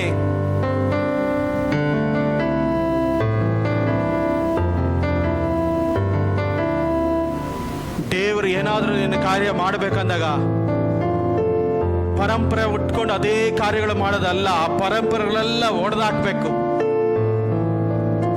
ನಿನ್ನ ತಂದೆ ಮಾಡಿದ್ದು, ನಿನ್ನ ತಾತ ಮಾಡಿದ್ದು ಕಾರ್ಯಗಳನ್ನೆಲ್ಲ ಕೆತ್ತಾಕಿ ದೇವರಿಗಾಗಿ ಸಂಪೂರ್ಣವಾಗಿ ಬಿಟ್ಕೊಡ್ಬೇಕು.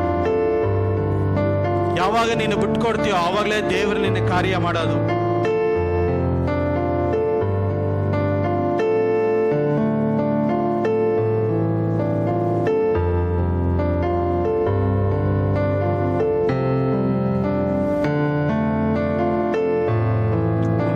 ಉನ್ನತವಾಗಿ ವಾಸಿಸುವ ನನ್ನ ದೇವರೇ, ನನ್ನ ತಂದೆ, ನನ್ನ ರಾಜನೇ, ನನ್ನ ಒಡೆಯನೇ, ನಿನಗೆ ಸ್ತೋತ್ರ ಮಾಡ್ತೀನಪ್ಪ. ಹೌದು ಕರ್ತನೇ, ನಮ್ಮನ್ನ ನೀನು ಪರಾಕ್ರಮಶಾಲಿ ಅಂತ ನೀನು ಕರೆದಿದ್ಯಾ ದೇವರೇ. ಎಸ್, ನಮ್ಮ ಸಂಗಡ ನೀನು ಇದ್ದೀಯಾ ದೇವರೇ, ನಮ್ಮ ಸಂಗಡ ನೀನು ನಡೀತಾ ಇದೆಯಾ ದೇವರೇ. ನಮ್ಮನ್ನ ತಲೆ ಎತ್ತಾಗಿ ನೀನು ಮಾಡಿದ್ಯಾ, ಬಾಲ ಅಲ್ಲ ದೇವರೇ, ನಮ್ಮನ್ನ ತಲೆಯಾಗಿ ನೀನು ಮಾಡಿದ್ಯಾ.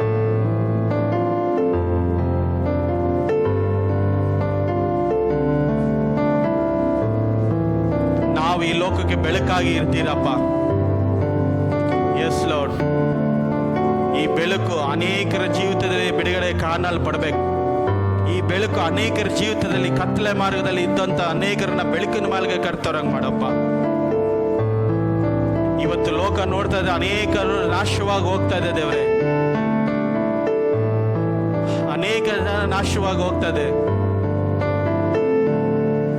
ಯಾವ ಬಿಲ್ಡಿಂಗ್ ಸ್ಟ್ರಾಂಗ್ ಅಂತಾರೋ ಅದೇ ಬಿಲ್ಡಿಂಗ್ ನೀರು ಬಂದು ಕೊಚ್ಕೊಂಡು ಹೋಗ್ತಾ ಇದೆ. ಇವತ್ತು ಹಣ ಮಾಡಿ, ಆಸ್ತಿ ಮಾಡಿ, ಕಾರ್ ಸಂಪಾದನೆ ಮಾಡಿದ್ದು ಎಲ್ಲ ನಾಶವಾಗಿ ಹೋಗ್ತಾ ಇದೆ.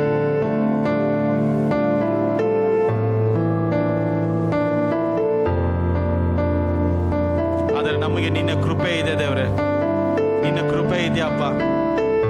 ಎಸ್ ಲಾರ್ಡ್, ನಿನ್ನ ಕೃಪೆ ಇದೆ ಕರ್ತನೇ. ಇಲ್ಲಿ ಬಂದಿರೋ ಜನಗಳನ್ನ ನೀನು ಆಶೀರ್ವಾದ ಮಾಡಿ, ಬಲಪಡಿಸಿ, ಬಿಡುಗಡೆ ಕೊಟ್ಟು ದೇವರ ಮಹಿಮೆ ಚಲಿಸಲಿ.